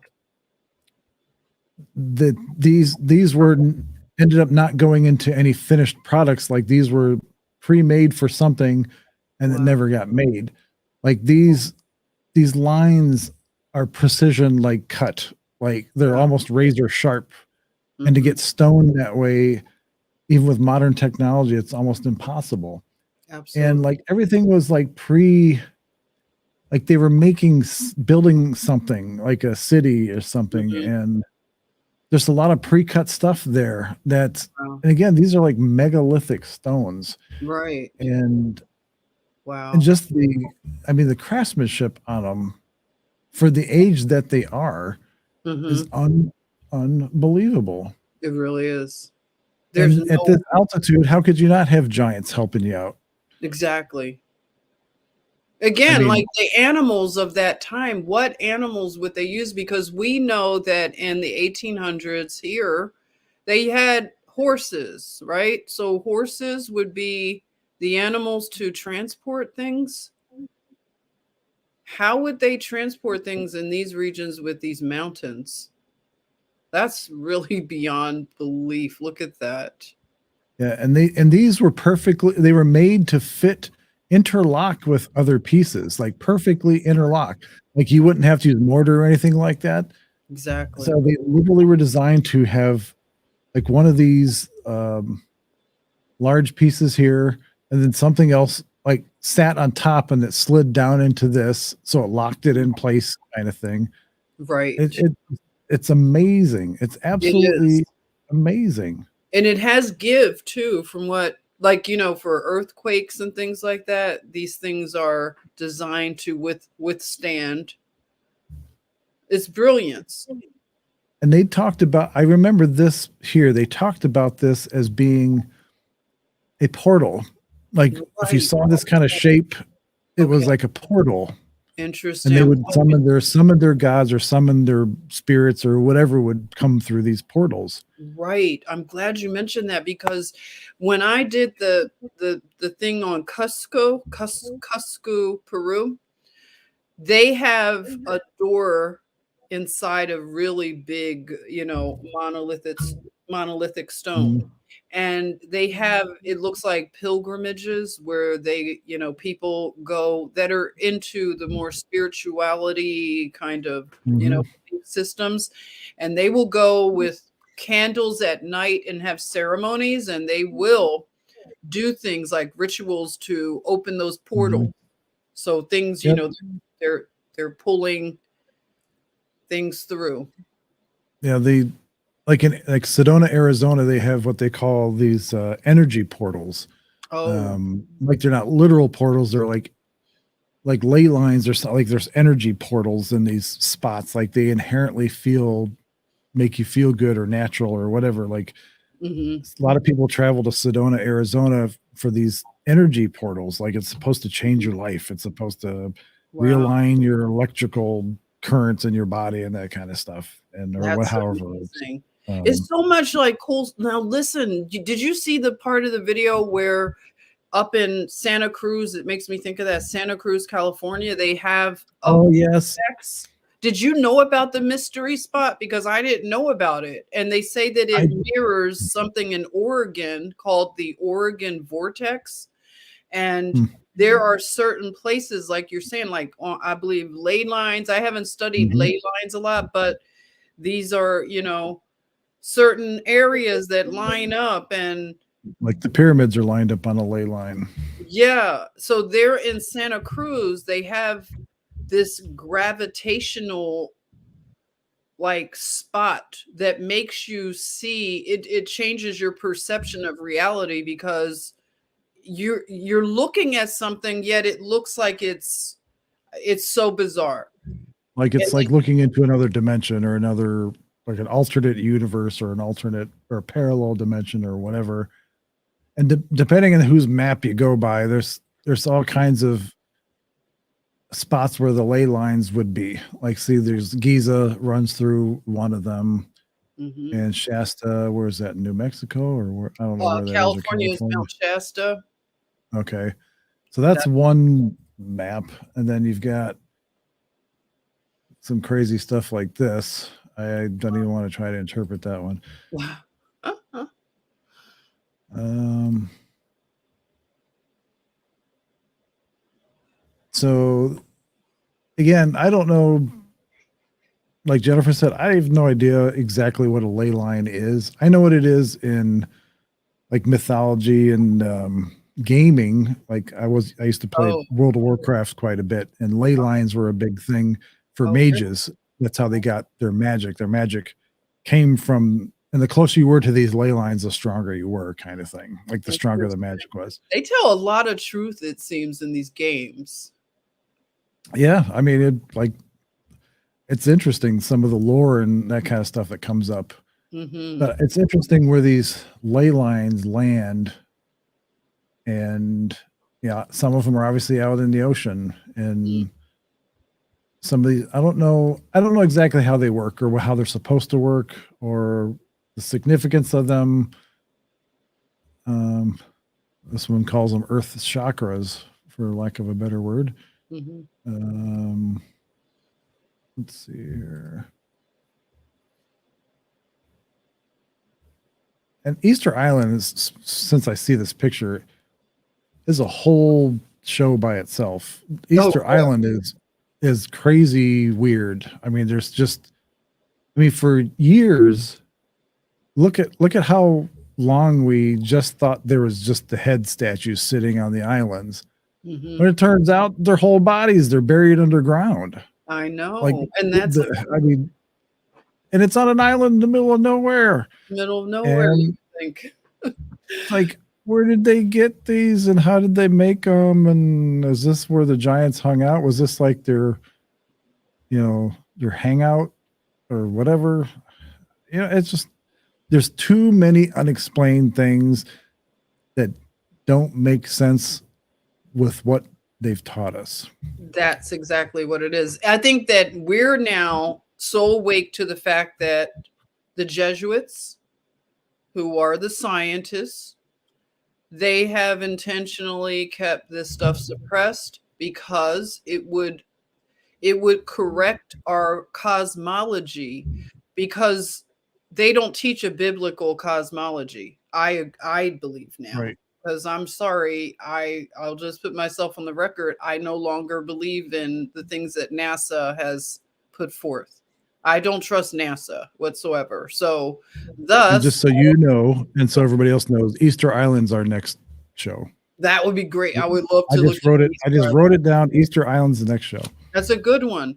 And another thing about, like, when we think about even the land masses, they look different today, as well as the poles and things like that. So the magnetic poles were different. The oceans and land masses were different then. So that is a lot to even just try to put your head around. Is like, okay, what we understand about land and the masses and how it's all shaped, they've lied about that as well. I don't know about you, but I've always felt, even before changing my position about like cosmology and everything, when I would travel, especially longer flights and things, I never felt that the the monitor that they're showing you where you are in flight, Yes. it never made something in me didn't. I didn't feel that I was being told the truth about it, and I stay awake during all long flights. I can't sleep, and I'm tired too, but I'm up and I'm looking at where we are, and it just, and I could never explain it, to my family if they're traveling with me. I'm like, something's not right about this flight. This is not true. The time, the length of the flight is not right. It's all this stuff that I would sense in my spirit was not right. Yeah, since you're going down that road, I want to say something about that because I'm not saying I'm a flat earther. I'm not saying I'm a glober or whatever you're going to call it. The only thing I'm going to say is up until probably about a year ago or 2 years ago, I would have smacked you upside the head if you would have even suggested that the earth was flat. I seriously I would have walked out of the room, threw a beer bottle at you or something or whatever, and called you crazy. Isn't that funny how But I was not ready either. I'm an open-minded person. I will listen to anything from anybody and then I'll make my own judgment. I've seen things and heard things over the last year or two that make me open-minded to the fact that it's possible that the earth is not a sphere. I'm not saying it's flat. I'm just saying, and when you were talking about how flights and things like that, my dad was a pilot, not a commercial pilot, but so I learned a lot about aviation and that kind of stuff as a kid. And I wanted to be an astronaut when I was a kid. I wanted to be a space shuttle pilot. So I learned a lot about aviation, and a lot of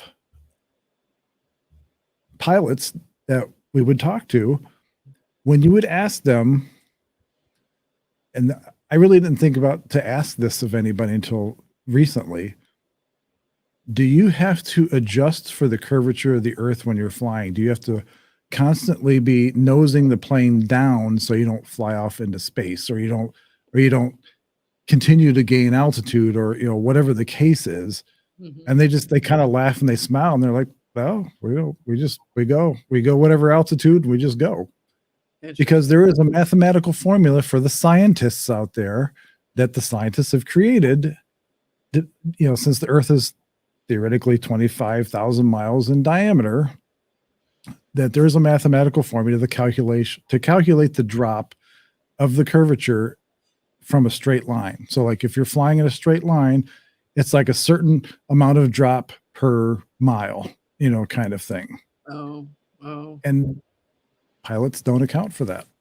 Interesting. So neither do people that build railroads and other things, that anyway, before going down to that rabbit hole, a lot of the old, up until 1958, a lot of the aeronautical charts and like the autopilot charts, like for aircraft that had autopilots, look like this. They, it's Antarctica. It goes around the entire world. It's not just at the bottom of the center of the world. It's around the edge of the world. And this was all charts were like this up until 58. And even in 58, they described in the encyclopedia, I have it here somewhere. I see you got me going down this hole now. I'm kind of That's great. I didn't know you were into aviation. Like I'm an aviation nerd too. Like my dad like got me flying lessons when I was like young. But I've never talked to a pilot about this because I would have never like you, like probably 2020 was when I warmed up to the idea because I really would have thought somebody was way out into cuckoo land to talk about a flat earth. I'm like, what? But certain people in their presentation, they said a few things that made me go, okay, I need to look into this. This is not. There's a series of videos by somebody called You Are Anon, like EWARON or something, like You Are Anon, like it's a play on words. It's like 18 videos or 17 videos, whatever it is. And it goes through all of this. I'm not saying all of it's right, but it does, like Jennifer said, it's the light bulb goes off and like, well, that doesn't make sense. Like and staying on the airline thing, according to the wizards and the warlocks and the scientists, excuse me, the priests. The Earth is a spinning globe, and it's spinning at 1,000 miles an hour. It's rotating at 1,000 miles an hour, and it's rotating at 1,000 miles an hour, and it's moving at 25,000 miles or however fast. I think it's 25,000 miles an hour through space around the sun. If you were on an airline jet, like a modern day jet, and we'll use New York and California as example destinations. So which way does the Earth rotate? It rotates obviously from west to east. So I believe that's, west to east. So if you were traveling from New York to California, it would be like 4 hours, however long it is, whatever length of time that would be. And theoretically, coming from California to New York would be a different time because the Earth is moving at 1,000 miles an hour. So if you're flying like against the grain, so to speak, so if the Earth is rotating 1,000 miles an hour this way and you're in the air, you're not touching the ground, you're above the Earth that's rotating underneath you, you should be able to get to New York, from New York to California, a hell of a lot faster than you could get from California to New York. Because from California to New York, you would be flying with the rotation of the Earth. And if the Earth is rotating at 1,000 miles an hour, to make that same time, because if you've ever flown to New York, California, it's the same time. There's no time difference between the flights. 4 hours, 3.5 Something hours? like that. Yeah, 5. No, I think it's 5. 4.5 to 5 hours. Always the same time. So you would technically have to fly a lot faster to keep up with the Earth to get to New York. Otherwise, the Earth would be spinning ahead of you. Like you wouldn't be able to keep up with the Earth's rotation to get to New York. You would be perpetually flying to New York. It would take forever. It's like walking So, up escalator, a moving escalator, walking right. like you're Yeah, if you were walking at a normal pace, you would never get to the top. Like if you were walking against the grain, so to speak. against the Like, grain. That's what I thought of when you said that. I was like, this is good. Because these are the questions that we should be asking, but they've had us, the priests of science have had us just lulled into their narrative. And yeah, the aviation thing, that alone should make people question. I don't know about the pilots. I haven't had a chance to talk. I used to have a really good friend, a pilot who flew internationally. I'd love to ask him questions like this. I wonder how he kind of like just I guess it depends on how devoted they are to their job and their career. Because some of them, like UFOs, some of them won't say anything. They'll just like, yeah, which I think now, is there some aviation brotherhood and sisterhood maybe that they take an oath not to say something? like My the Masons. tinfoil turban is like, on with that, like, because they have to know something's up if they fly internationally. Well, even the Bible talks about a firmament and that heaven is above the firmament and like water is above the firmament and like Right. there's water in the earth and above the firmament. Yes. A lot of flights that would head towards Antarctica back in the old days would get diverted. They would like get run out like by other aircraft or or there was one flight where they were describing the ice wall, like this could just as far as the eye could see an ice wall. And like they said, they could only fly a certain height because they would hit the dome kind of thing. Wow. But up until 1958, until the Treaty of Antarctica, in the encyclopedia, I think it was America. I'll just play this video. I'll let the guy read it because I don't want to give it away. Because the first time I heard this, I'm like, I'm buying a 1958 Encyclopedia America. I know, right? I wish I still had my old, like I had a whole set of old ones. I have to look for them.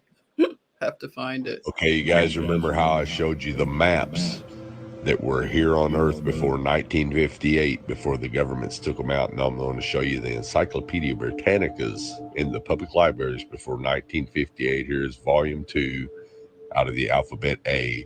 And we're going to flip to the Antarctica, and this is from 1958, as you can see.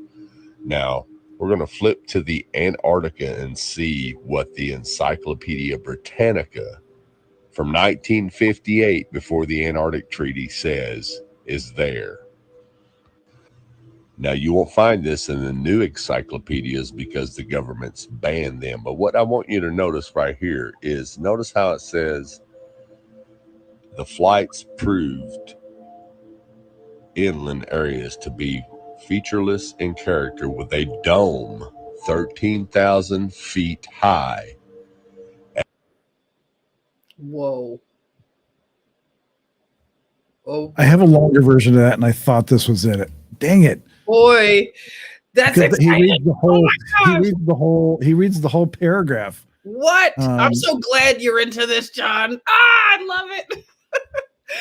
This is fascinating. Let's see if I have it real quick. I thought I did.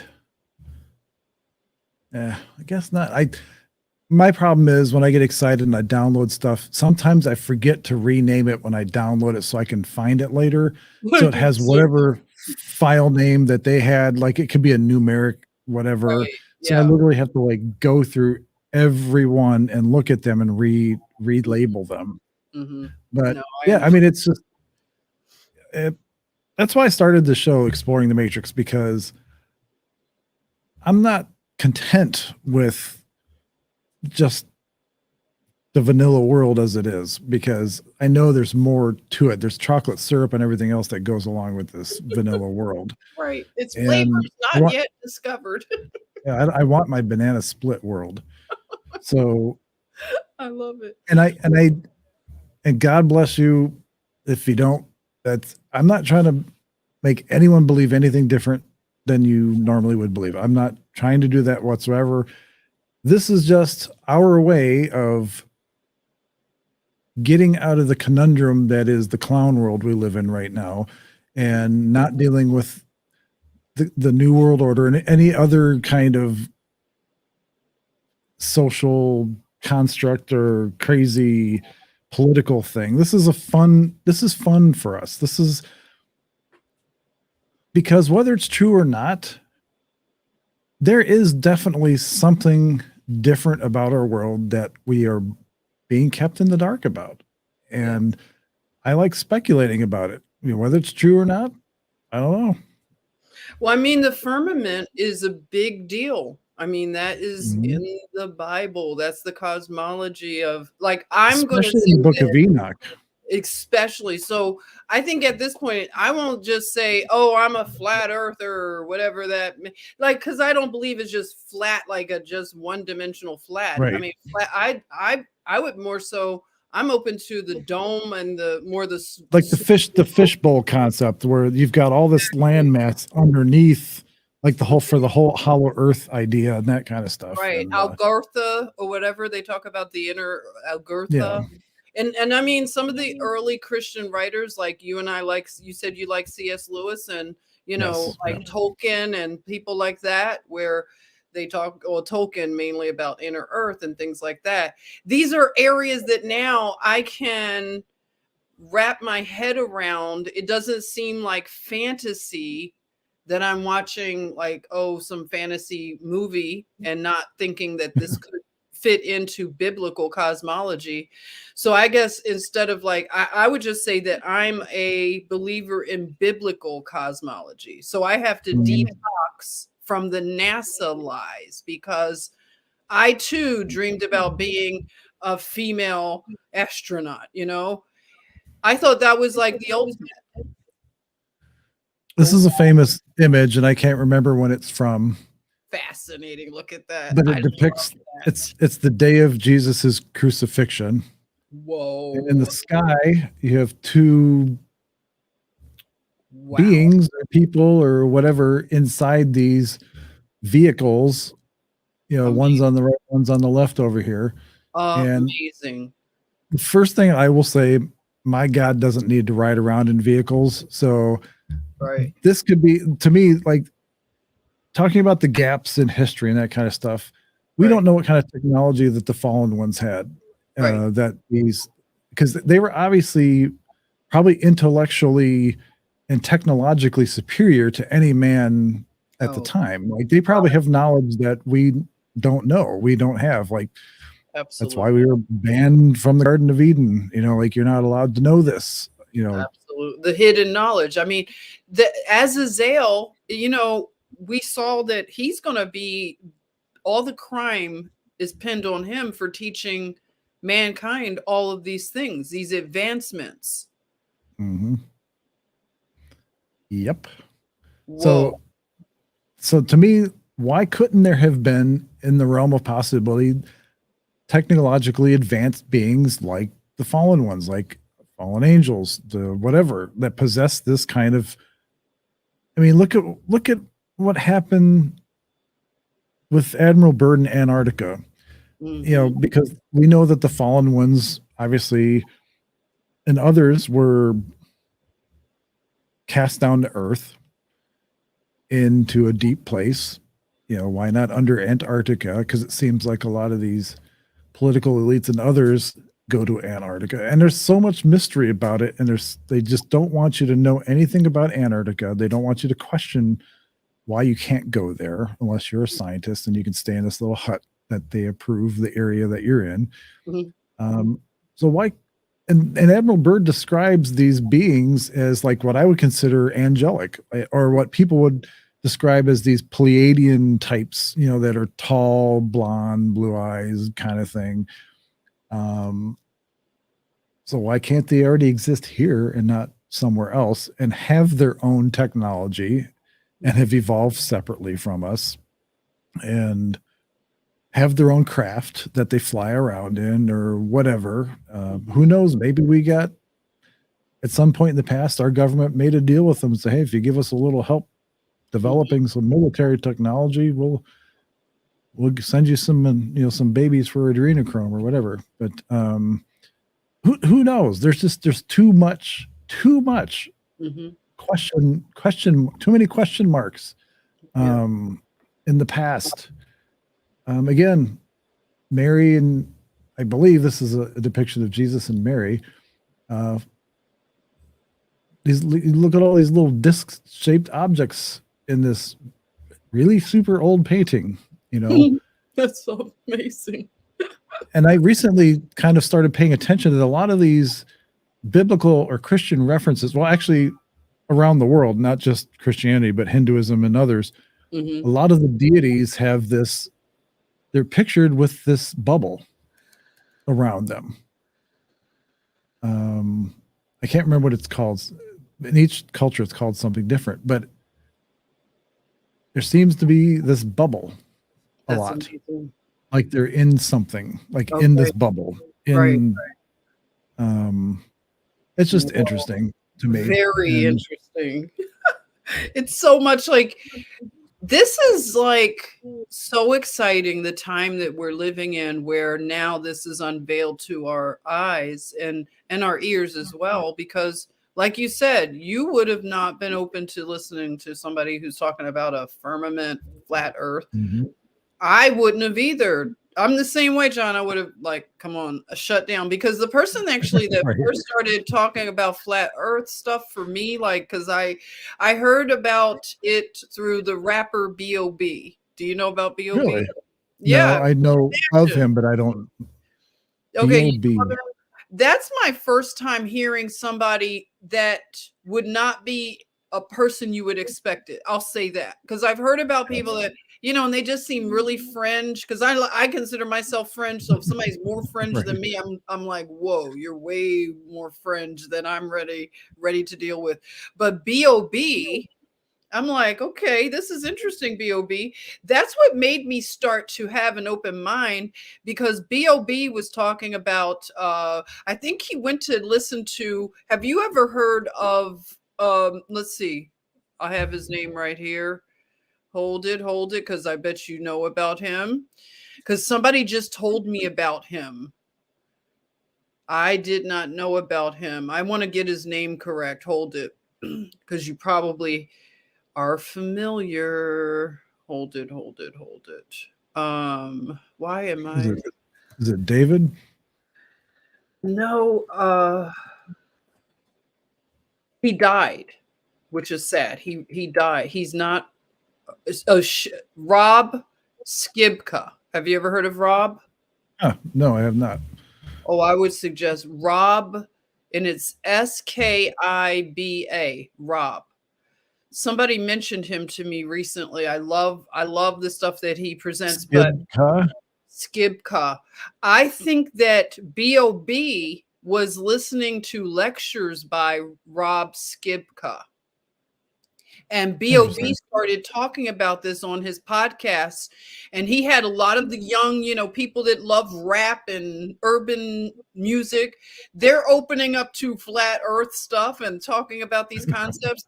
So you know what happened? Now, this is what makes me have the red flag up, is they sent, you know who they sent to shut him down, or, is the guy, the black guy from NASA. The black. Oh, yes, the happy scientist. Yeah. He's always trying to shut everybody down. Exactly. That's how you know something's really wrong, when he comes and attacks B.O.B. So he did this whole thing, like he's trolling B.O.B. and basically making him sound like he's got a tinfoil hat on. So that just let me know that they're really threatened by a young man talking about a concept like this. So that's when I started open up to the fact that, okay, I need to pay attention to this, because if they sent this guy to try to shut B.O.B. down, then they are really threatened.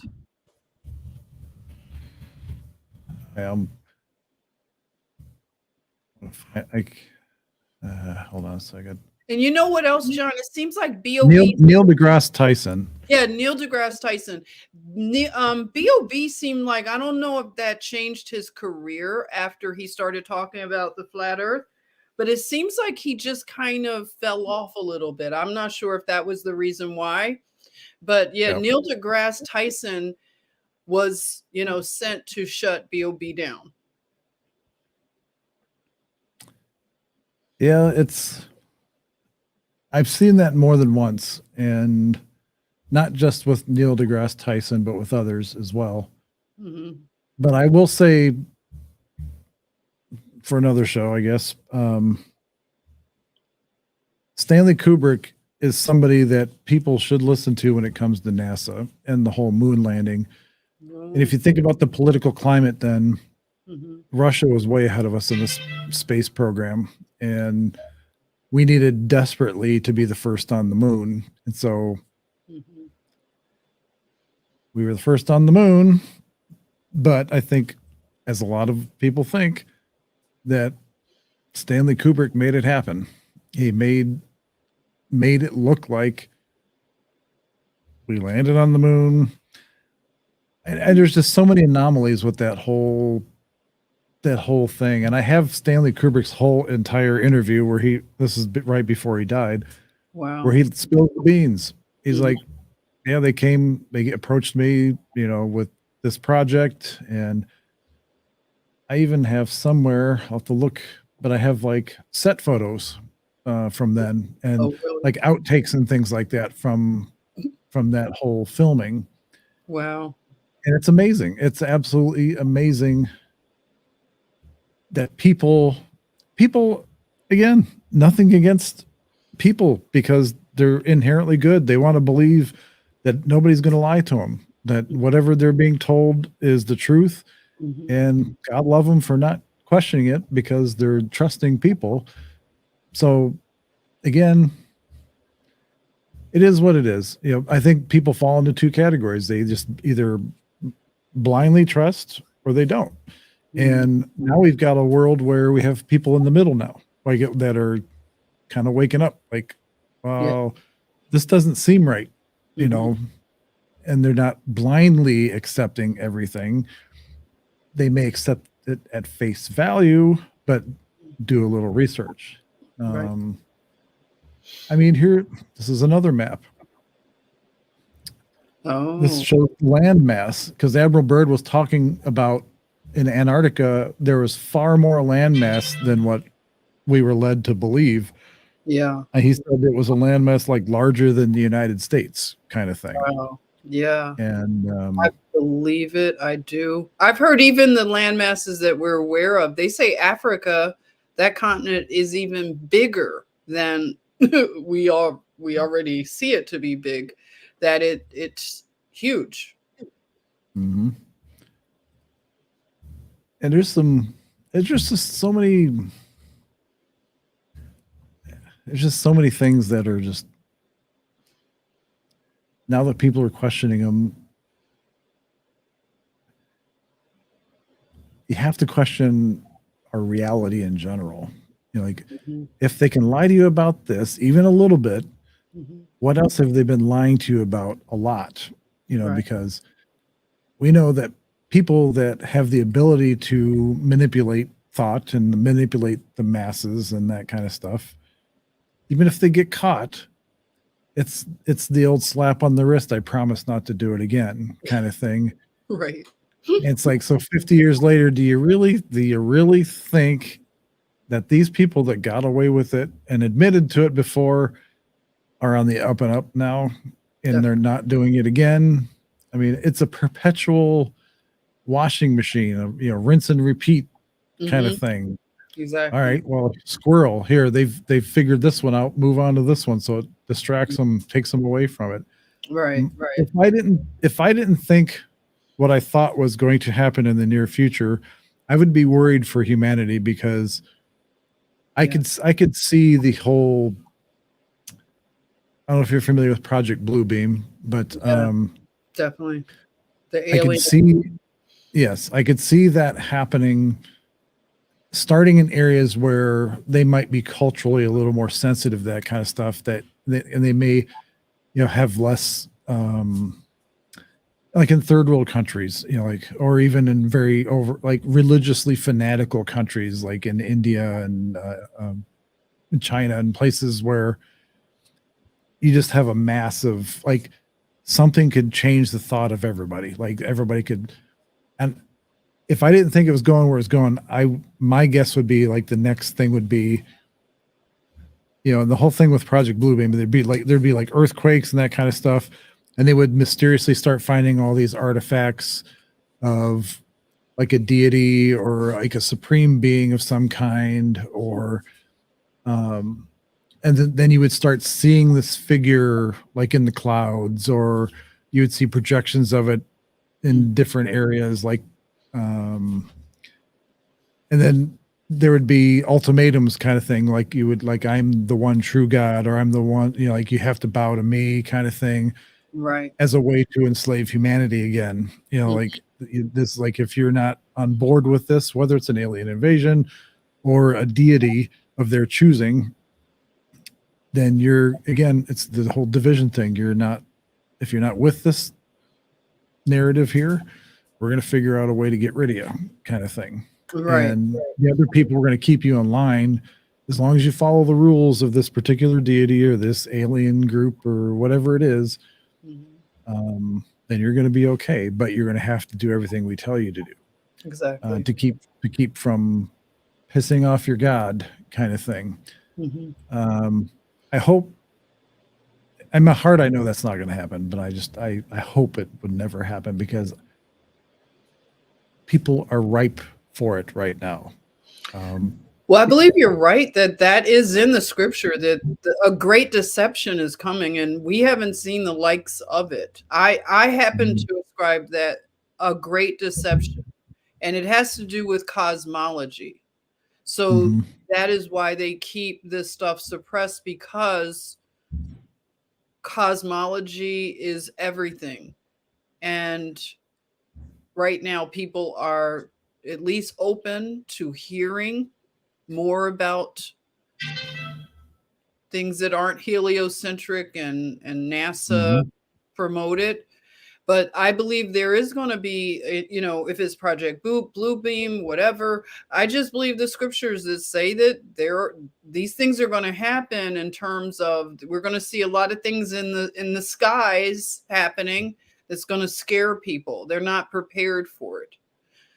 Yes. But, it's good that we're having these discussions so people can consider, wait a minute. It does talk about giants in the Bible. I'm going to take this literal, and stop calling everything allegory, because there is evidence in the natural world that somebody built these things, these serpent mounds, these megaliths. There's no way, technology wise, we could have done it. And they want people to believe they're aliens that did it. I mean, that just never jibed with me, the alien thing. It never felt right. So now I know why I could never really, just really, kind of put my flag in that one. But the giant thing, the Nephilim thing, because that is in scripture, now that makes sense to me. And the fact that I know NASA lies. So I don't believe anything that NASA says about the earth or anything. Here's some of I found the clip it's a short clip, but Kubrick had provided this footage.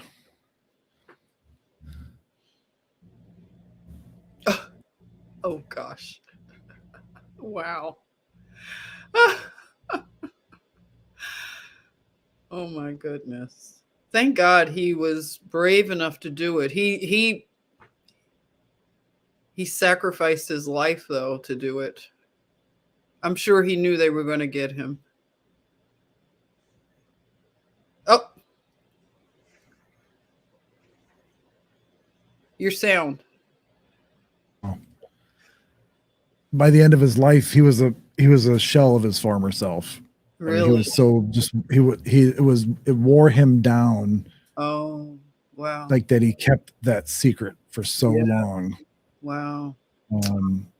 But and just looking at even like the moon images and things like that with the astronauts, the thing that always amazes me, I don't know if I have one handy, but it's like when you look at the astronaut standing with the flag, and it, like, the ground and everything around is lit, Oh. but the horizon isn't. The horizon's always really dark. Okay. Like, if the sun was shining, the sun, it would like kind of like be on Earth. You would, even if you're looking at the horizon when the sun was shining, it would be light as far as the eye could see.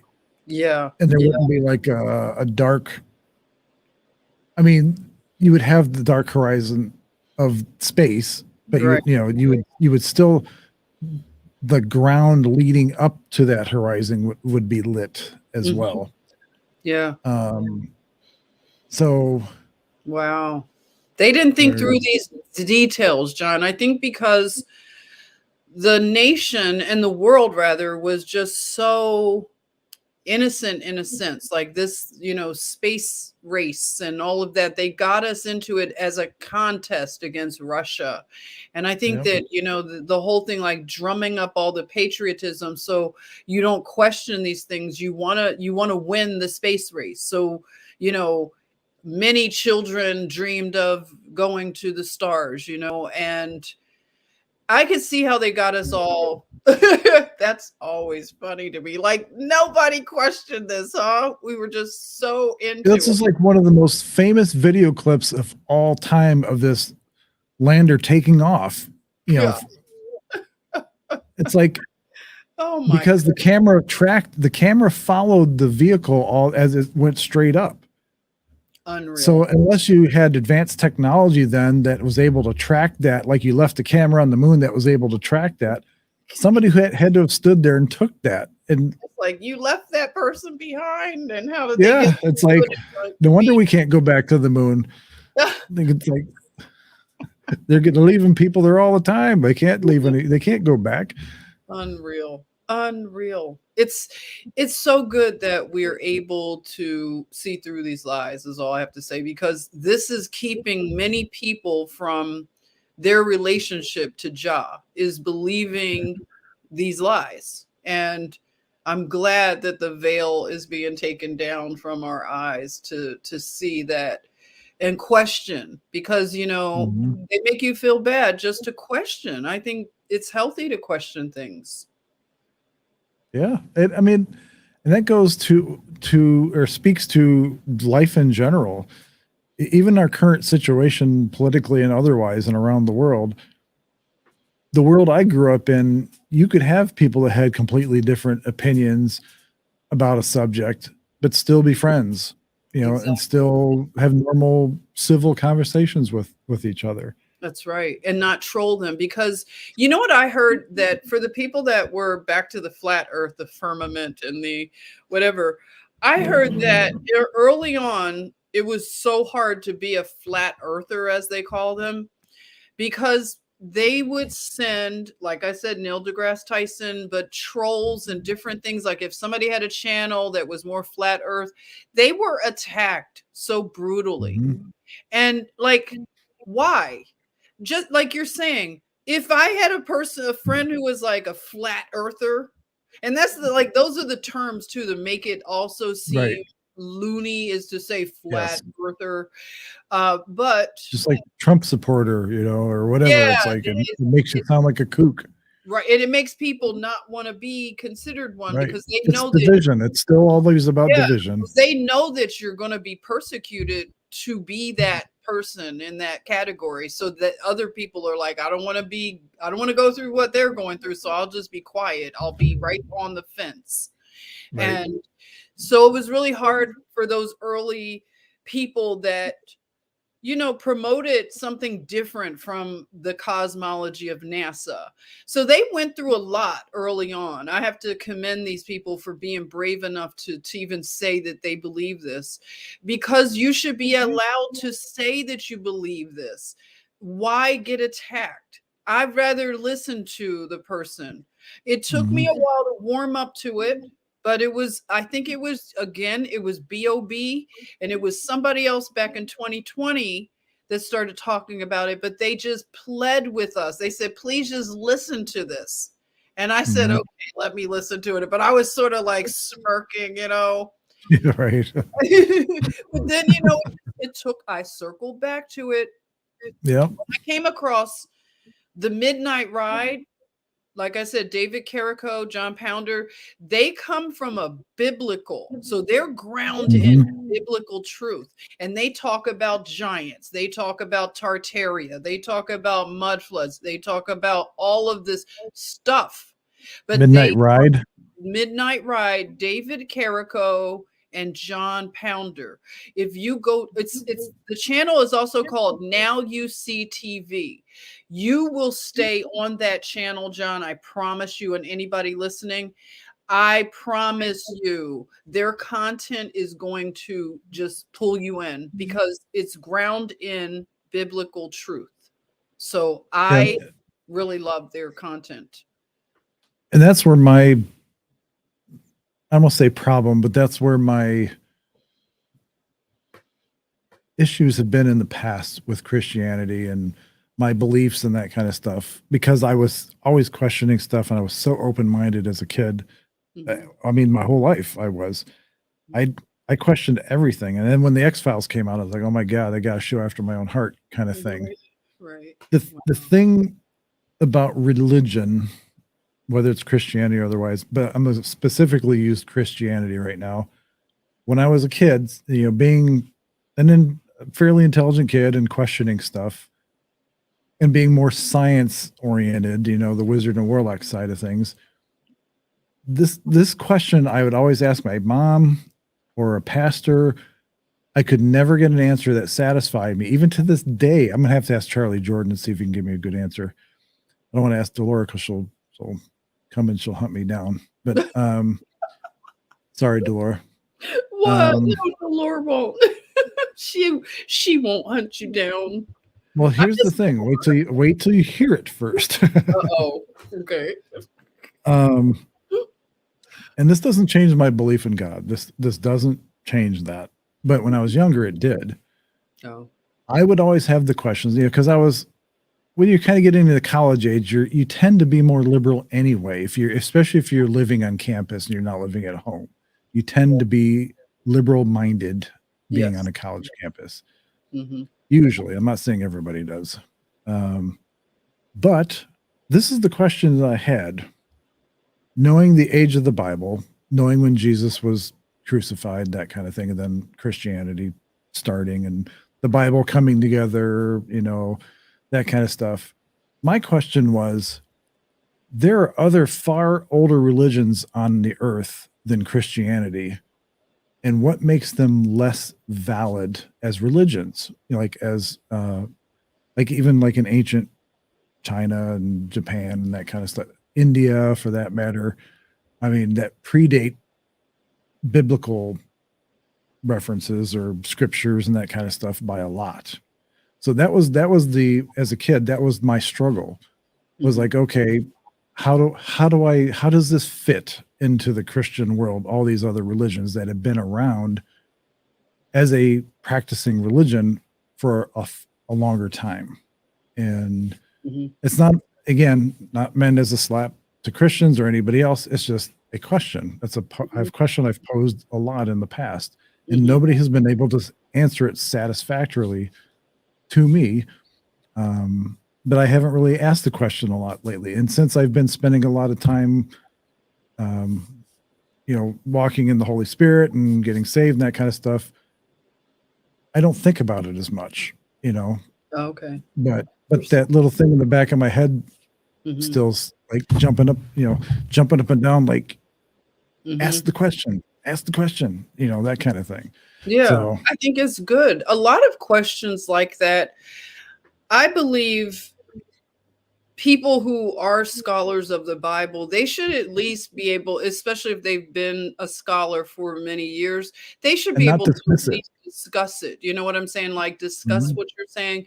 And they should have a good grasp of history as well, because, you know, the flood account and things of that nature, and the Mesopotamian and Akkadian accounts and the fragments of Noah and things like that, it shows us at least that these are stories that run through many cultures.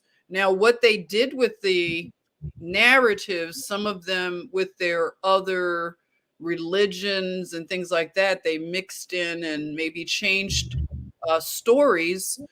So I believe that with the fallen angels, they didn't just give technology, but they gave religions too to the people. So they perverted the truth to make it sound, you know, appealing to a cultural group. You know what I'm saying? So a lot of people have that filter of culture, because I used to always hear when I was in the Black liberation thought, you know, they always try to say, you know, we was kings, and, you know, the black people built the pyramids, and we were the first people. And, you know, I was like listening to all that cuckoo stuff.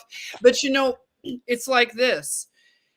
These cultures, like, because they would say, well, the, you know, the Christians, they took stories from the Egyptians, because the Egyptians had the, you know, the mother and the son kind of like, you know, narratives, and they have these depictions, and they predate Christianity supposedly. But I think that's something that you and I should just even like tackle, because timelines are off. But a lot of, like, in terms of the relationship that Jah had with humans, they didn't have to have religions or even so much scriptures. You know what I'm saying? Like right away. That because people were they had an oral tradition. So those stories stayed alive within their generations. So I believe that factors into this, to understand that God always had his connection to his people. And it didn't matter, like, through culture. Every culture has a Noah account, a flood account. That alone is mind-boggling. They all have a flood account. You look at art, you look at all kinds of things. They talk about some great flood. The native people here in the Americas, they have accounts of a great flood.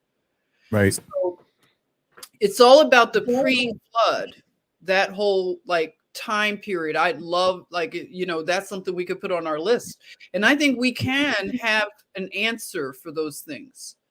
Because look at how it's worded in the Bible itself.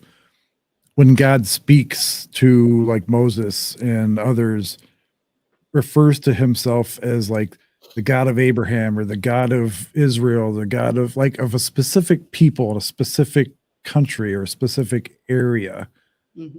And it just makes me think, okay, well, rewind a little bit, you know, and I believe it's the same God, regardless of culture, you know, like that, you know, some of the representations of other deities are either the fallen ones, like, you know, either angelic type beings or other types of, because even the descriptions in the Bible in the book of Enoch of these entities and that were in heaven, that were when Enoch was taken to heaven, the beasts that were described to him or that he witnessed, that he like, you know, so there, it leaves the door open that, you know, it's possible that some of these other angelic or spiritual or immortal type beings maybe got a little proud or got a little vain or whatever and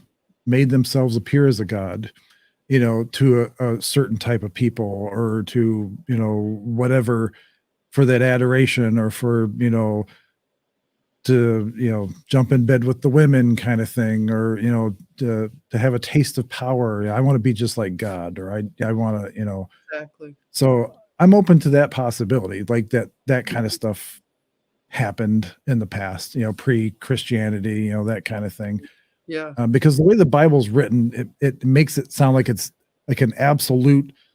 This is when it started. Like when these accounts started is when the God of Israel started talking to people. You know, like there was nothing before that. Like there was Right. no Yeah. other accounts of anybody having conversations with God or serving God in like Noah building an ark or doing whatever.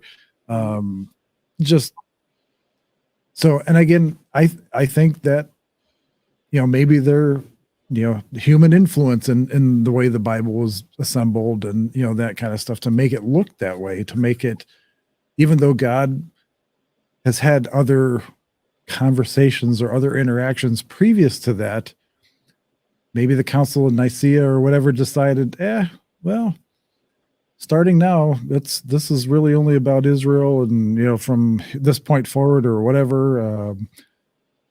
I don't know.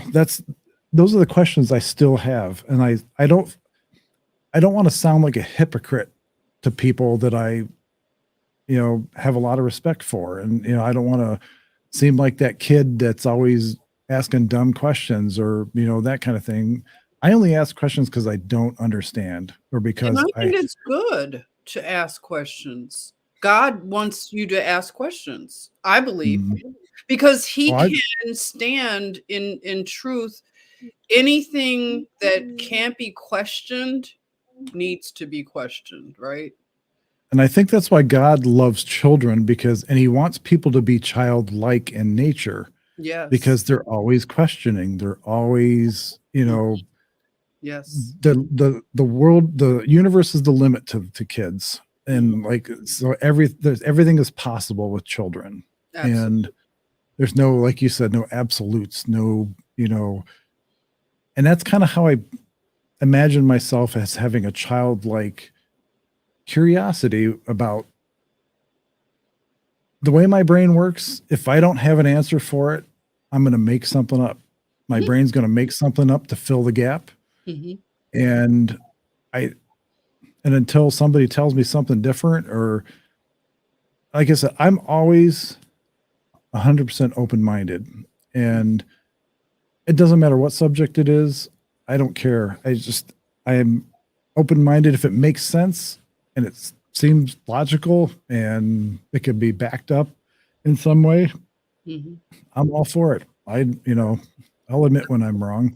That's good. I think that's the heart that in the scripture, Jah wants us to be as children, because children will receive truth without fighting against it, without the, college, university type of influence that a lot of us have been poisoned with this stuff. A child hasn't been. So, and they don't think about, it might sound dumb to ask this question. So that type of childlike curiosity is, I believe, rewarded by Jah.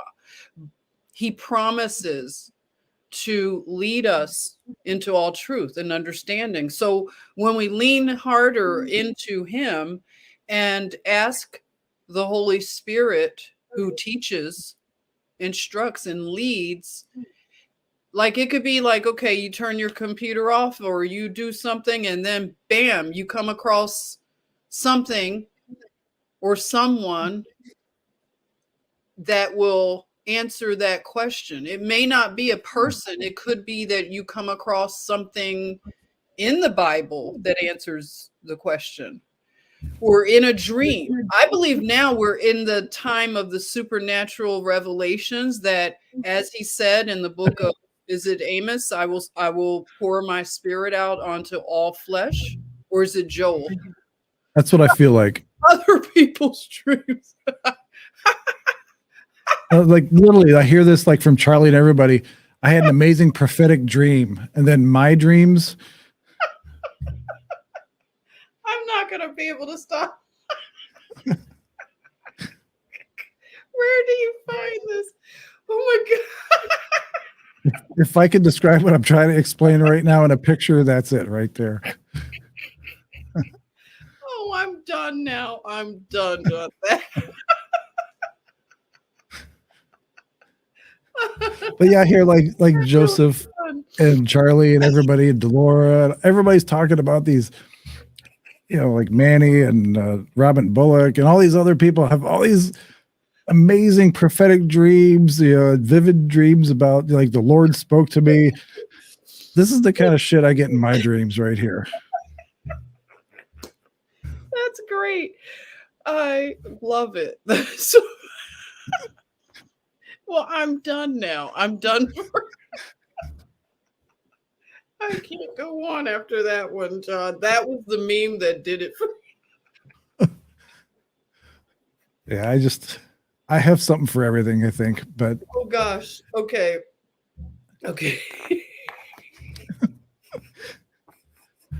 take that one to your little research rabbit hole.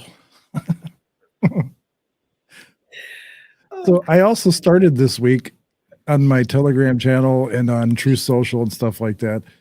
I started to do a segment called The Week in Memes because I love to laugh and I see great memes every week.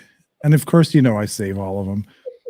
So whatever comes up during the week, I put it in a folder. And this last week, I put one out in the world. It's about 10 minutes of just memes set to music. And some of the memes have their own music and stuff like that. But it's something for people to like to take a break from all the craziness that's going on and, have a laugh kind of thing. It helps me kind of unwind a little bit too. So there you go, people. Now you know.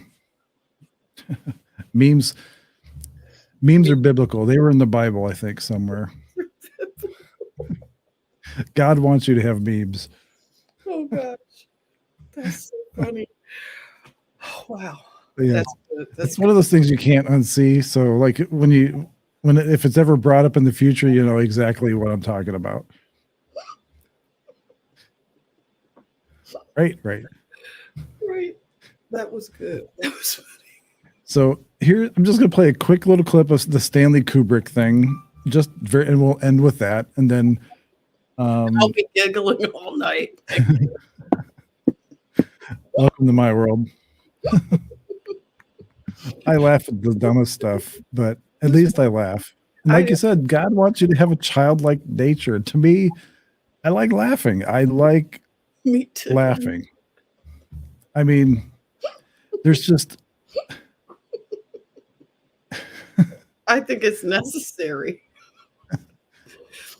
It is necessary. That just kicked off a silly mood for me. But see how it affected you, and you're not thinking about dumb stuff or whatever. It's just so when you see something that makes you laugh, like I appreciate what people put into it, like the thought process to go into some of that. It's like I could have never come up with that contraption or whatever that person came up with. That was like from H.P. Lovecraft or something, but or like from the movie Hangover or something, just kind of on that level of And then you see stuff like this, it's just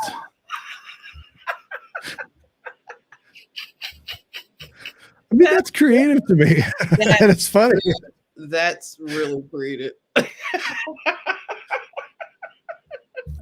So to me, memes are created by special people, that see the world a little differently. It's a good one. And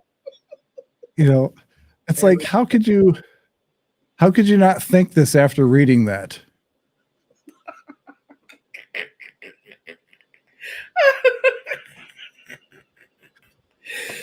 Oh, that's so true. Oh, wow. He's aged really hard. Oh, and this is totally off subject, but this was really creepy.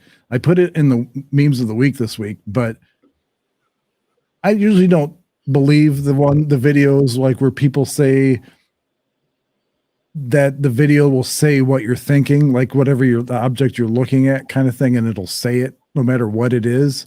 Mm-hmm. I usually don't believe those. No. This one freaked me out because no matter how many times I did it, it always came out with what I was thinking. Oh, really? So I'm gonna play this.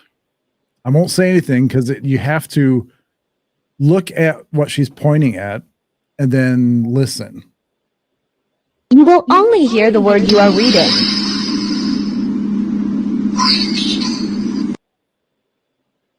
Whoa.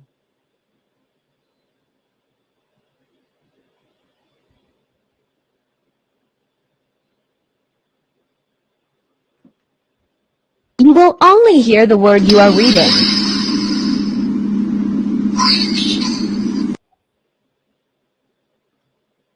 Oh, that's interesting. You will only hear the word you are reading. Oh man, I tried both of them. It was.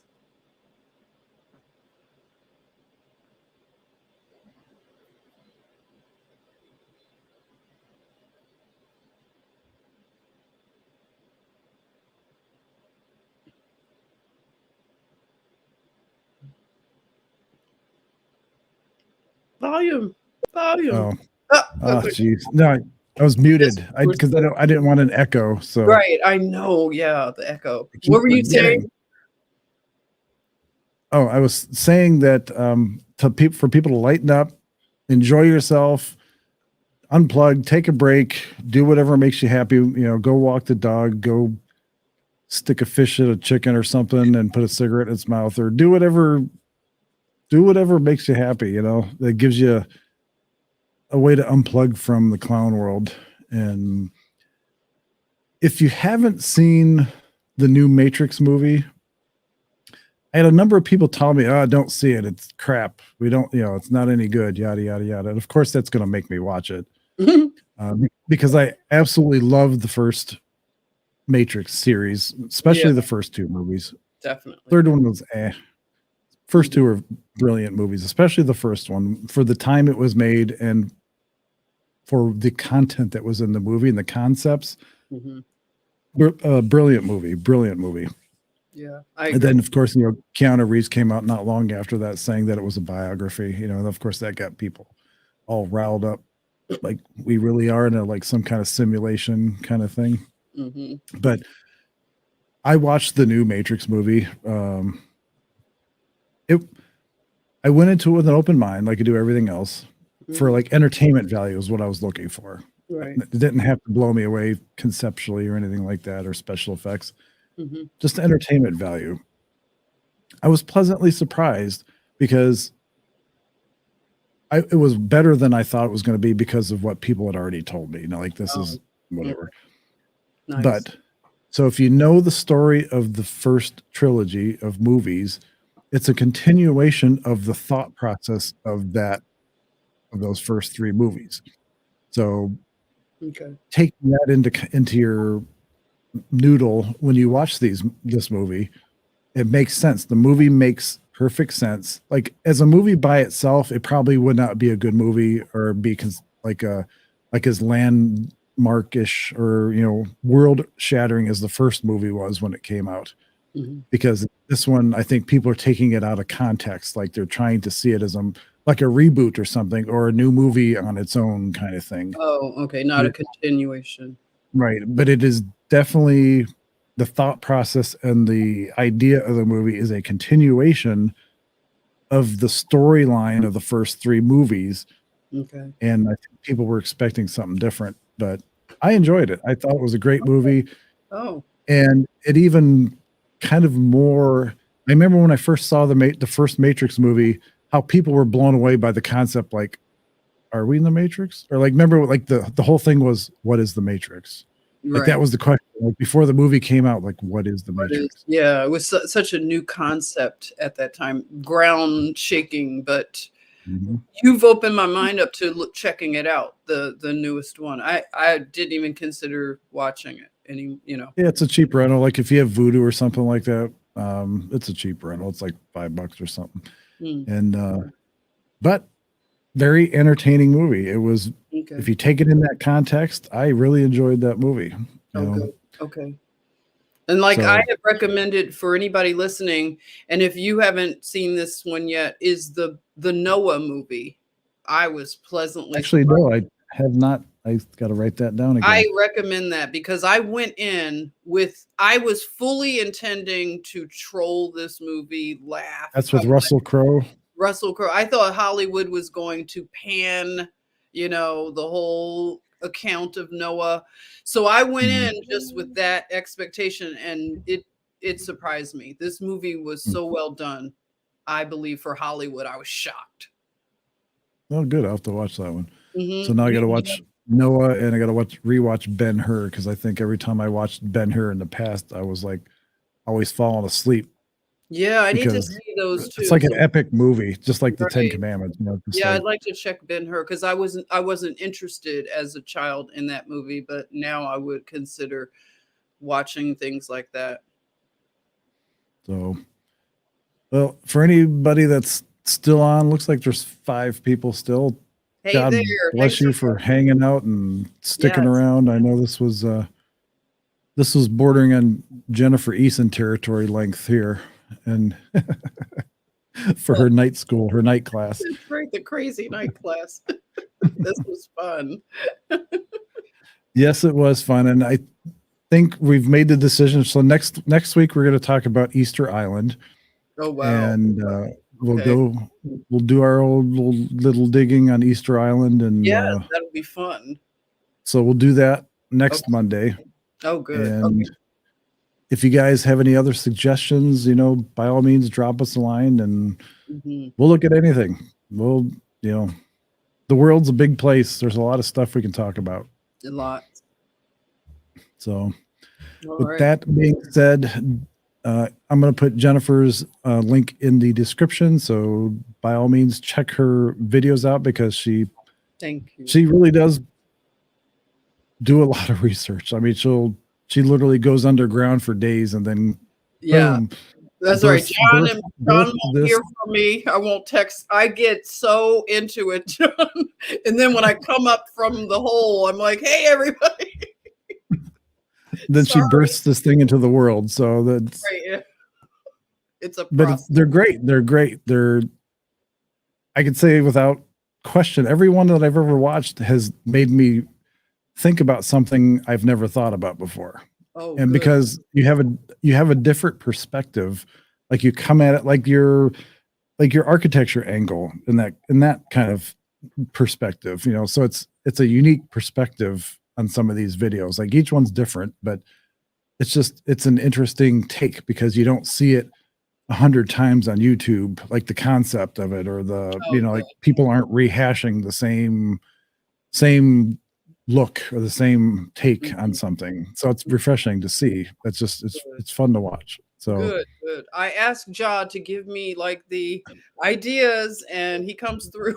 So I come at it. Yeah, I try to come at it from it's my crazy angle.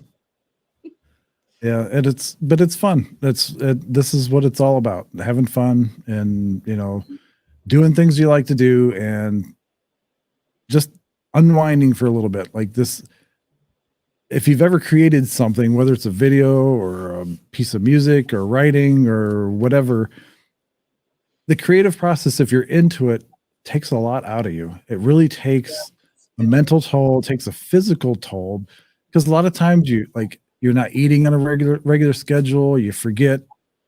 That's how I get, John. I don't want to eat. I barely sleep like I need to until it's done, and then that's kind of how I am. If I start something that I'm passionate about, I try to get it finished, and I'm obsessed with it until I get it finished. It bothers me if I don't. Like if I let it go a week or 2 weeks or whatever, it's constantly nagging at me, and it's constantly pulling, and it wears me down. Like I have to check that box and move on. Like I have to finish it. Right. The process is powerful. Yeah. So for those of you that are creators out there, God bless you. This is yes. But it's fun. It's fun. You got to have an outlet. I love it. All right, guys and gals. Thank you. Jennifer, thank you so much for being here again, and looking forward to Easter Island. Looking forward to the eggheads or the oblong heads, whatever. See what those guys are all about. Okay. Maybe maybe come across some chicken fish or something on that island. Who knows? Some mermaids, whatever. I don't know. Really chicken of the sea, huh? Thank you, Silver Moon and Becky. Thank you. Yes. Yes, Becky. Thank you. Silver Moon. Super left a little earlier. Buckaroo. Buckaroo. Not sure who else, but there you go. All righty. So love you guys. God bless you. Take and care. Until next time, keep it open to mind. All right. Thank you. All Bye. right. Good night.